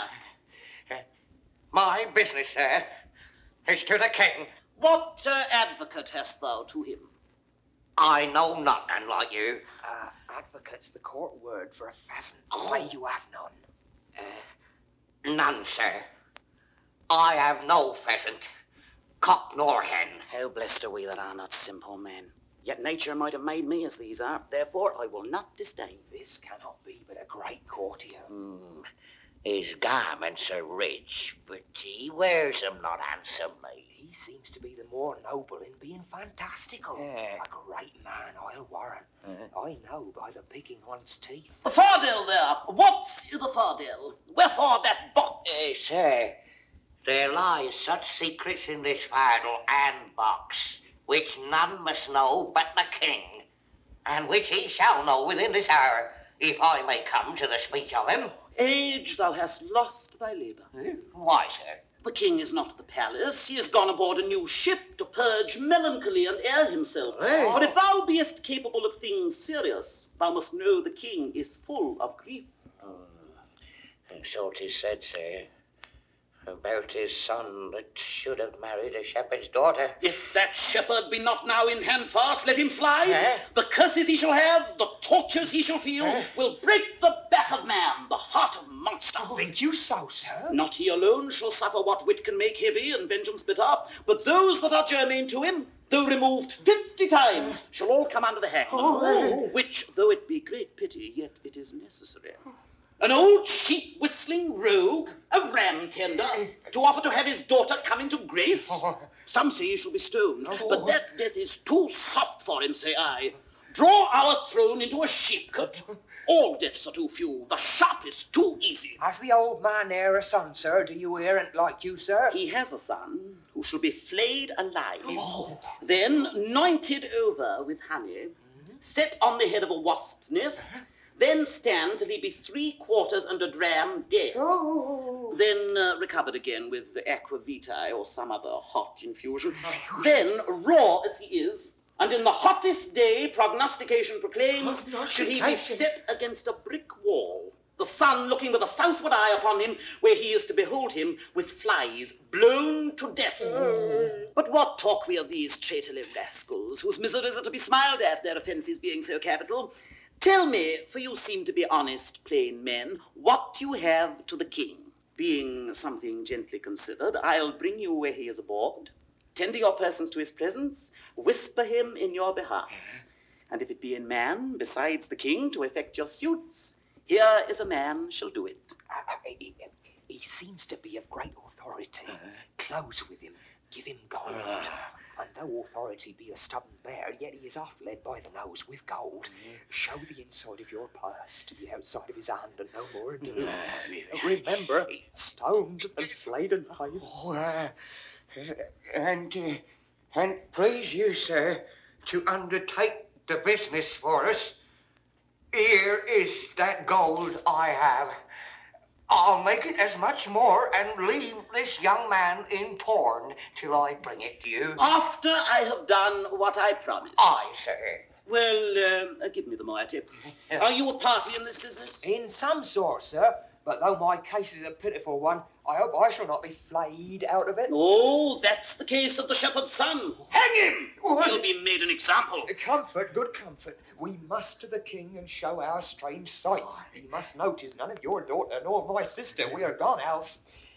Sir, I will give you as much as this old man does when the business is performed, and remain as he says.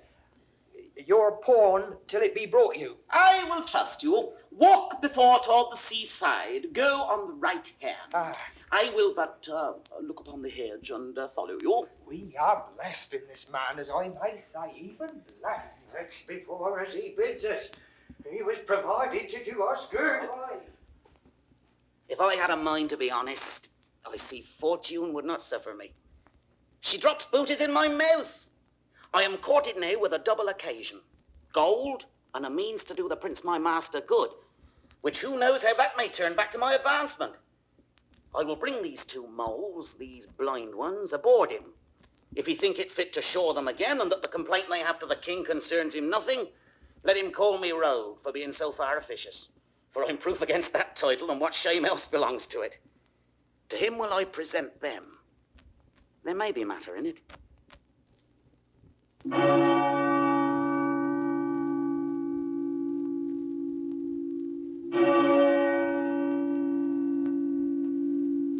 Sir, you have done enough and have performed a saint-like sorrow. No fault could you make which you have not redeemed, indeed paid down more penitence than done trespass. At the last, do as the heavens have done, forget your evil. With them forgive yourself. Whilst I remember her and her virtues, I cannot forget my blemishes in them. And so still think of the wrong I did myself, which was so much that ere less it hath made my kingdom, and destroyed the sweetest companion that e'er man bred his hopes out of. True, too true, my lord. If one by one you wedded all the world, or from the all that are took something good to make a perfect woman, she you killed would be unparalleled. I think so. Killed. She I killed. I did so, but thou strikest me sorely to say I did. It is as bitter upon thy tongue as in my thought. Now, good now, say so but seldom. Not at all, good lady.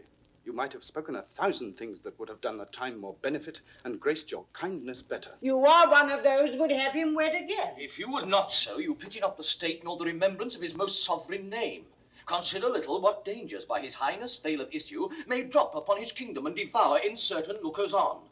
What were more holy than to rejoice the former queen is well? What holier than for royalty's repair, for present comfort and for future good, to bless the bed of majesty again with a sweet fellow to it? There is none worthy respecting her that's gone. Besides, the gods will have fulfilled their secret purposes. For hath not the divine Apollo said, is not the tenor of his oracle, that King Leontes shall not have an heir till his lost child be found? Which that it shall is all as monstrous to our human reason as my Antigonus to break his grave and come again to me, who on my life did perish with the infant. 'Tis your counsel my lord should to the heavens be contrary, oppose against their wills. Care not for issue, the crown will find an heir. Great Alexander left his to the worthiest, so his successor was like to be the best. Good Paulina, who hast the memory of Hermione, I know in honor.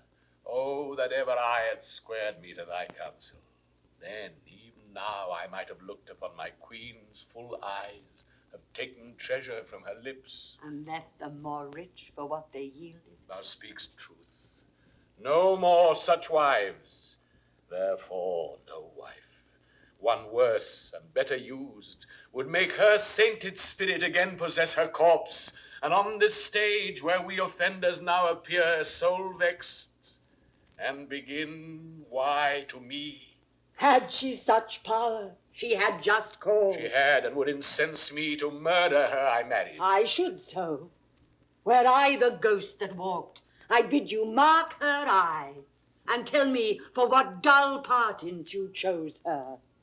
Then I'd shriek, that even your ears should rift to hear me, and the words that followed should be, remember mine. Stars, stars, and all eyes else dead coals. Fear thou no wife. I'll have no wife, Paulina. Will you swear never to marry but by my free leave? Never, Paulina. So be blessed my spirit. And good my lords, bear witness to his oath. You tempt him overmuch. Unless another, as like Hermione as is her picture, affront his eye. Good madam. I have done. Yet if my lord will marry, if you will, sir, no remedy but you will, give me the office to choose you a queen. She shall not be so young as was your former, but she shall be such as walked your first queen's ghost. It should take joy to see her in your arms. My true Paulina, we shall not marry till thou bidst us. That shall be when your first queen's again in breath, never till then.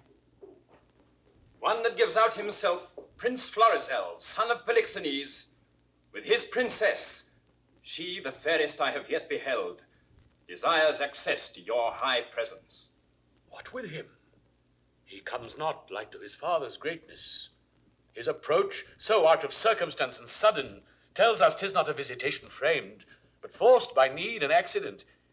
What train? But few, and those but mean. His princess, say you, with him? Aye, the most peerless piece of earth, I think, that e'er the sun shone bright on. Ah, Hermione, as every present time doth boast itself above a better God, so must thy grave give way to what's seen now. Sir, you yourself have said and writ so, but your writing now is colder than that theme. She had not been, nor was not to be equalled. Thus your verse flowed with her beauty at once. 'Tis shrewdly ebbed to say you have seen a better. Pardon, madam. The one I have almost forgot. Your pardon. The other, when she has obtained your eye, will have your tongue too. This is a creature, would she begin a sect, might quench the zeal of all professors else, make proselytes of who she but bid follow. How? Not women? Women will love her that she is a woman more worth than any man. Men, that she is the rarest of all women. Go, Cleomenes, yourself assisted with your honored friends, bring them to our embracement.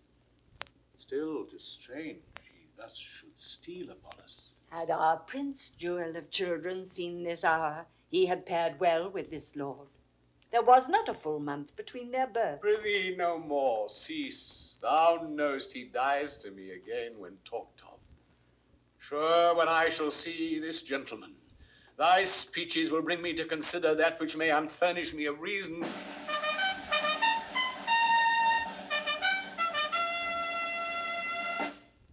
They are come. Your mother was most true to wedlock, prince, for she did print your royal father off, conceiving you.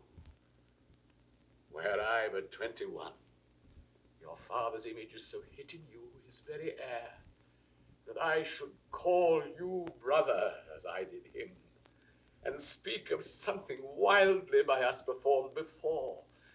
Most dearly welcome. And your fair princess, goddess. Oh, alas, I lost a couple that twixt heaven and earth might thus have stood begetting wonder, as you, gracious couple, do. And then I lost all mine own folly, the society, amity too of your brave father, whom, though bearing misery, I desire my life once more to look on him. By his command had I here touched Cecilia, and from him give you all greetings that a king at friend can send his brother.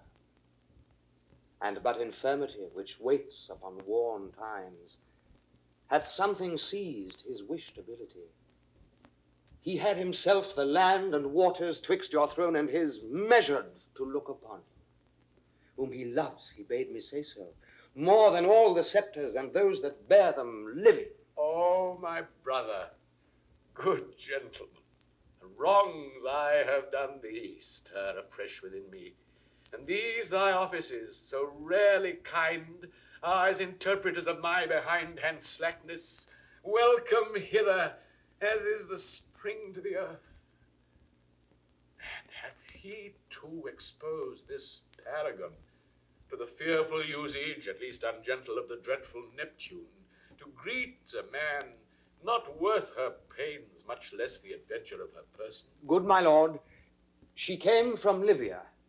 Where the warlike Smalus, that noble honoured lord, is feared and loved. Most royal sir, from thence. From him whose daughter his tears proclaimed his, parting with her. Thence, a prosperous south wind friendly, we have crossed to execute the charge my father gave me for visiting your highness. My best train I have from your Sicilian shores dismissed, who for Bohemia bend to signify not only my success in Libya, sir, but my arrival and my wife's in safety here where we are. The blessed gods purge all infection from our air whilst you do climate here. You have a holy father, a graceful gentleman against whose person so sacred as it is, I have done sin, for which the heavens, taking angry note, have left me issueless, and your father's blessed, as he from heaven merits it with you, worthy his goodness. What might I have been, might I, a son and daughter, now have looked on, such goodly things as you? Most noble sir, that which I shall report will bear no credit, were not the proof so nigh. Please you, great sir, Bohemia greets you from himself by me, desires you to attach his son, who has his dignity and duty both cast off, fled from his father, from his hopes, and with a shepherd's daughter. Where's Bohemia? Speak. Here in your city. I now came from him. I speak amazedly, and it becomes my marvel and my message. To your court, whilst he was hastening in the chase, it seems, of this fair couple, meets he on the way the father of this seeming lady, and her brother, having both their country quitted with this young prince. Camillo has betrayed me, whose honour and whose honesty till now endured all weathers. Laid so to his charge, he's with the king, your father. Who? Camillo? Camillo, sir. I spake with him, who now has these poor men in question. Never saw I wretches so quake. They kneel, they kiss the earth, forswear themselves as often as they speak. Bohemia stops his ears and threatens them with divers deaths in death. Oh, my poor father. The heavens set spies upon us. We'll not have our contract celebrated. You are married? We are not, sir, nor are we like to be. The stars, I see, will kiss the valleys first. The odds for high and lows alike. My lord, is this the daughter of a king? She is, when once she is my wife. That once, I see, by your good father's speed will come on very slowly. I am sorry, most sorry, that you have broken from his liking where you were tied in beauty. And as sorry your choice is not so rich in worth as beauty, that you might well enjoy her. Dear, look up. Though fortune, visible an enemy, should chase us with my father, power no jot hath she to change our loves. Beseech you, sir, remember, since you owed no more to time than I do now. With thought of such affections, step forth, mine advocate. At your request, my father will grant precious things as trifles. Would he do so? I'd beg your precious mistress, which he counts but a trifle. Sir, my liege, your eye hath too much youth in't. Not a month for your queen died. She was worth more such gazes than what you look on now. I thought of her, even in these looks I made. But your petition is yet unanswered. I will to your father. Your honour not o'erthrown by your desires, I am friend to them and you. Upon which errand I now go toward him, therefore follow me, and mark what way I make. Come, good my lord.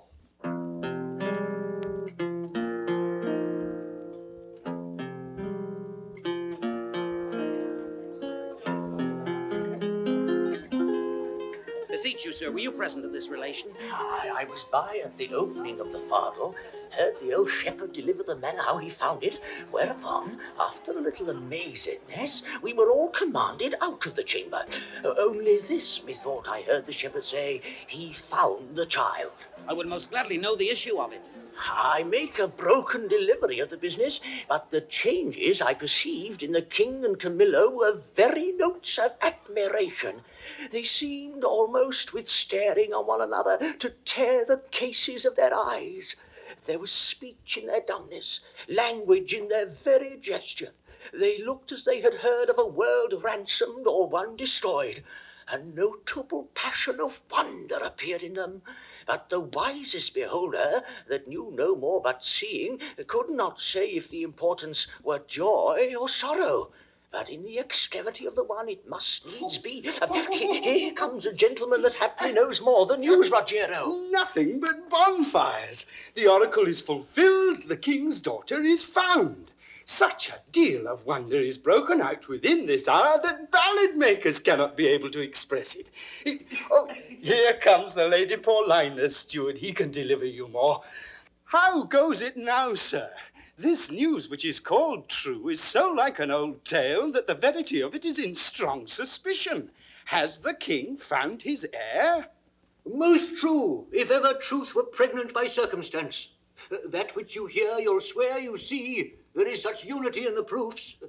The mantle of Queen Hermione's, a jewel about the neck of it, the letters of Antigonus found with it, which they know to be his character, the majesty of the creature in resemblance of the mother, the affection of nobleness which nature shows above her breeding, and many other evidences proclaim her with all certainty to be the king's daughter. Did you see the meeting of the two kings? No.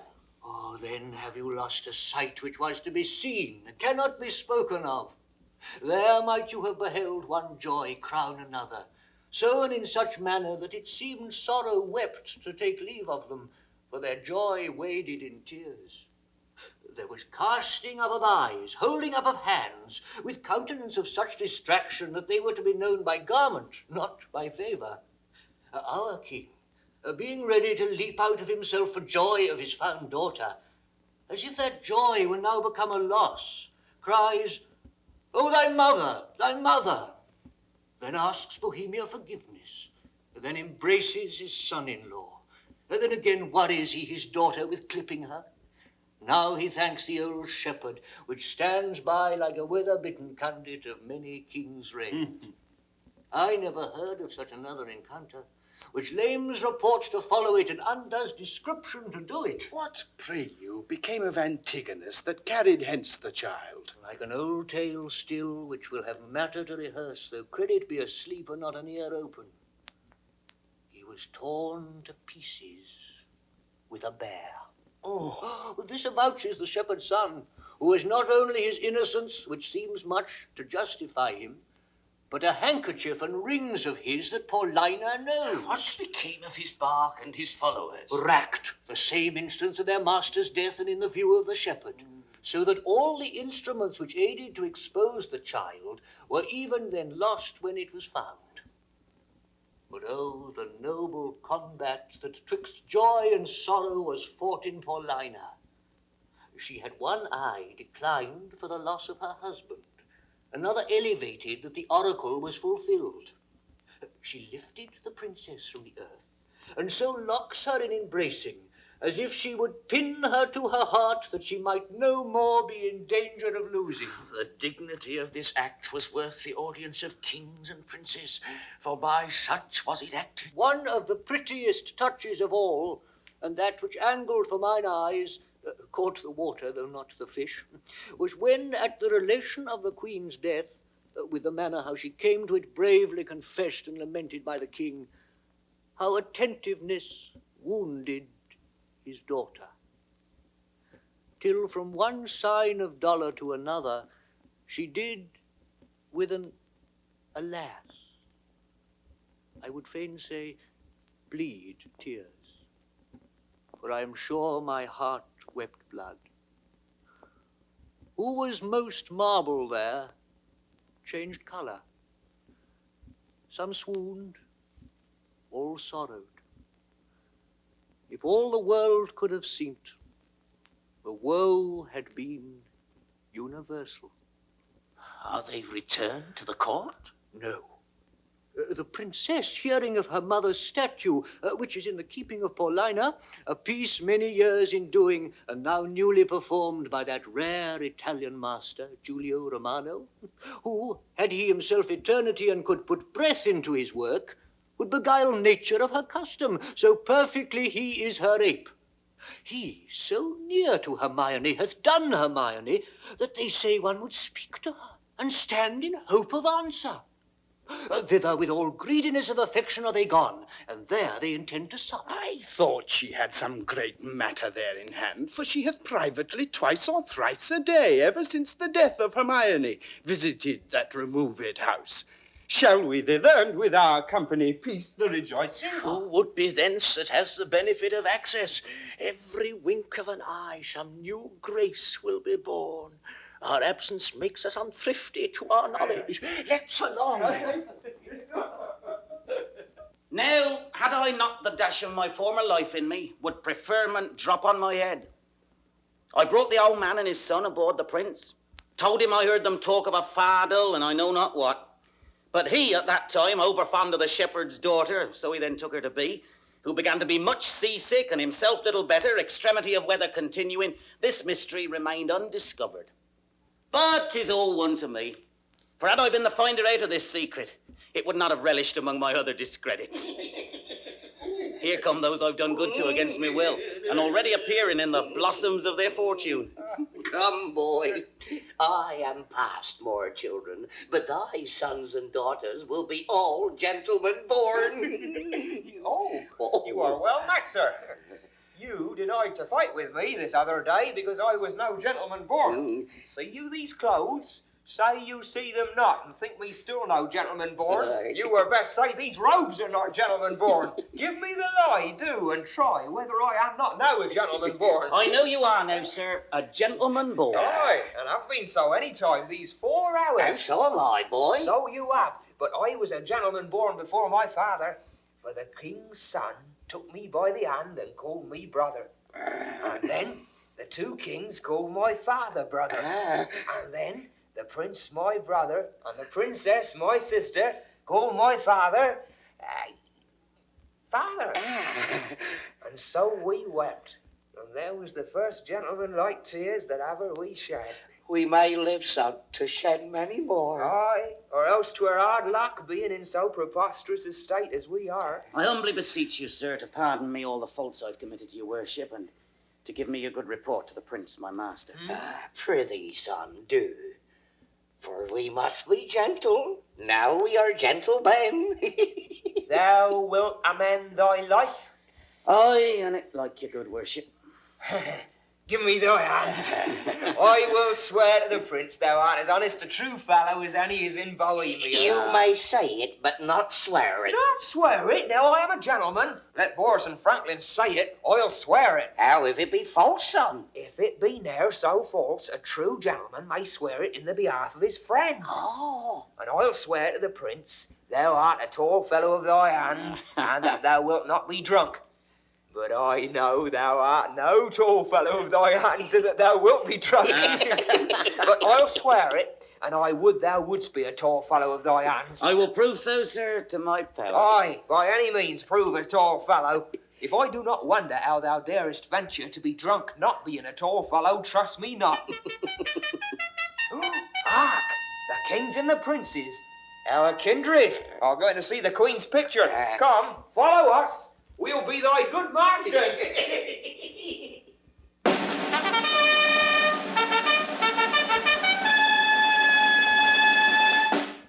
O grave and good Paulina, the great comfort that I have had of thee. What, sovereign sir, I did not well, I meant well. All my services you have paid home, but that you have vouchsafed with your crowned brother and these your contracted heirs of your kingdoms, my poor house to visit, it is a surplus of your grace, which never my life may last to answer. O Paulina, we honor you with trouble. But we came to see the statue of our queen. Your gallery have we passed through, not without much content in many singularities, but we saw not that which my daughter came to look upon, the statue of her mother. As she lived peerless, so her dead likeness, I do well believe, excels whatever yet you looked upon or hand of man hath done. Therefore, I keep it lonely apart. But here it is. Prepare to see the life as lively mocked as ever still sleep mocked death. Behold, and say 'tis well. I like your silence, if the more shows off your wonder. But yet speak, first you, my liege. Comes it not something near? Her natural posture. Chide me, dear stone, that I may say indeed thou art Hermione. Or rather thou art she in thy not chiding, for she was as tender as infancy and grace.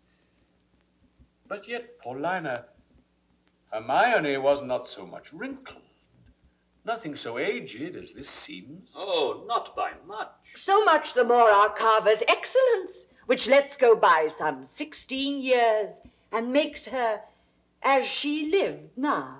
As now she might have done, so much to my good comfort, as it is now piercing to my soul. Oh, thus she stood, even with such life of majesty, warm life, as now it coldly stands, when first I wooed her. I am ashamed. Does not the stone rebuke me for being more stone than it? O royal peace, there's magic in thy majesty, which hast my evils conjured to remembrance, and from thy admiring daughter took the spirits, standing like stone with thee. And give me leave, and do not say 'tis superstition, that I kneel and then implore her blessing.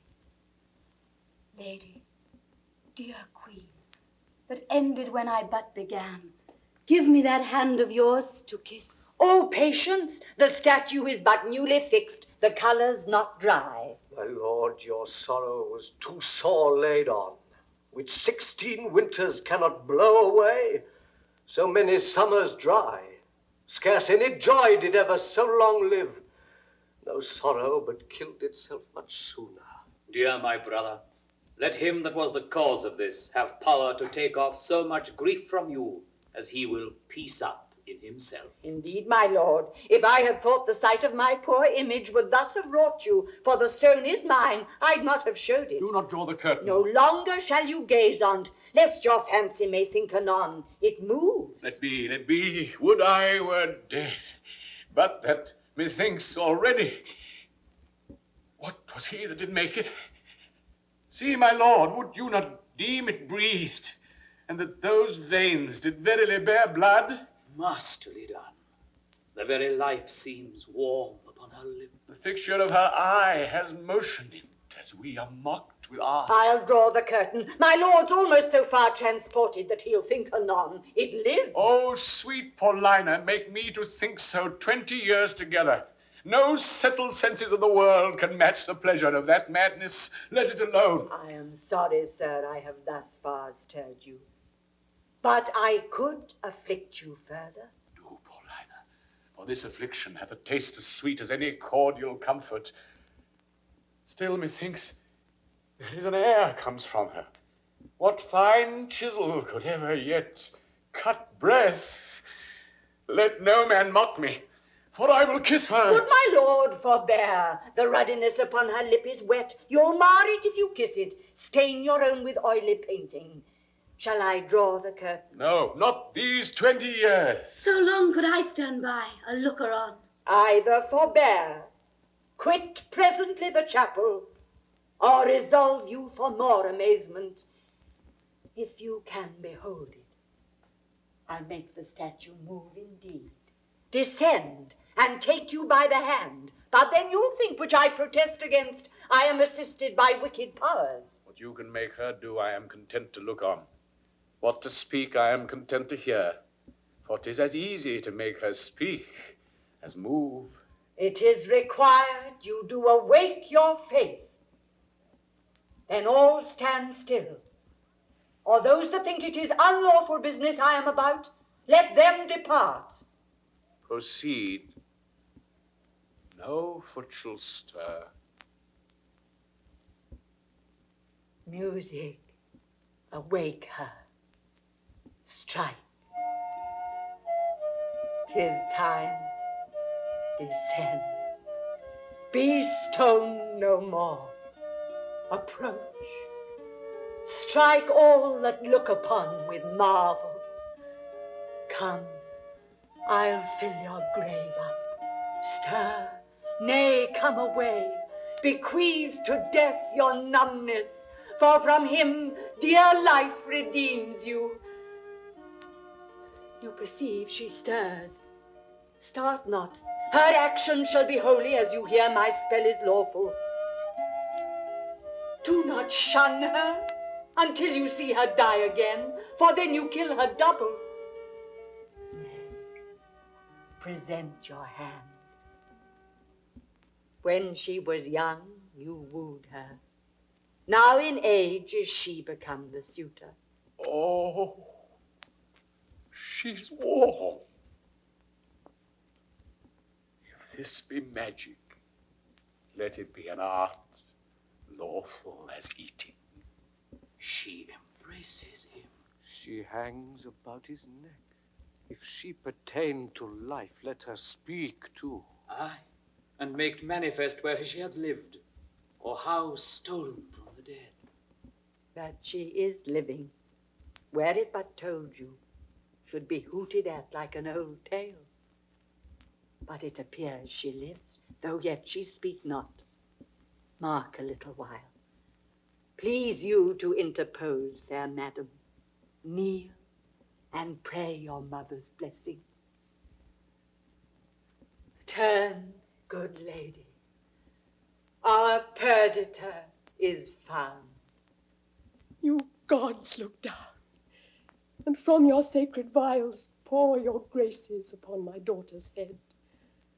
Tell me, mine own, where hast thou been preserved? Where lived? How found thy father's court? For thou shalt hear that I, knowing by Paulina that the oracle gave hope thou wast in being, have preserved myself to see the issue. There's time enough for that, lest they desire upon this push to trouble your joys with like relation. Go together, you precious winners all. Your exaltation partake to everyone. I, an old turtle, will wing me to some withered bough, and there my mate, that's never to be found again. Lament till I am lost. O peace, Paulina. Thou shouldst a husband take by my consent, as I by thine a wife. This is a match, and made betweens by vows. Thou hast found mine, but how is to be questioned. For I saw her as I thought dead, and have in vain said many a prayer upon her grave. I'll not seek far for him. I partly know his mind to find thee an honorable husband. Come, Camillo, and take her by the hand, whose worth and honesty is richly noted, and here justified by us, a pair of kings. Let's from this place. What, look upon my brother, both your pardons, that ere I put between your holy looks my ill suspicion. This your son-in-law, and son unto the king, whom heaven's directing is troth plight to your daughter. Good Paulina, lead us from hence, where we may leisurely each one demand an answer to his part, performed in this wide gap of time since first we were dissevered. Hastily lead away.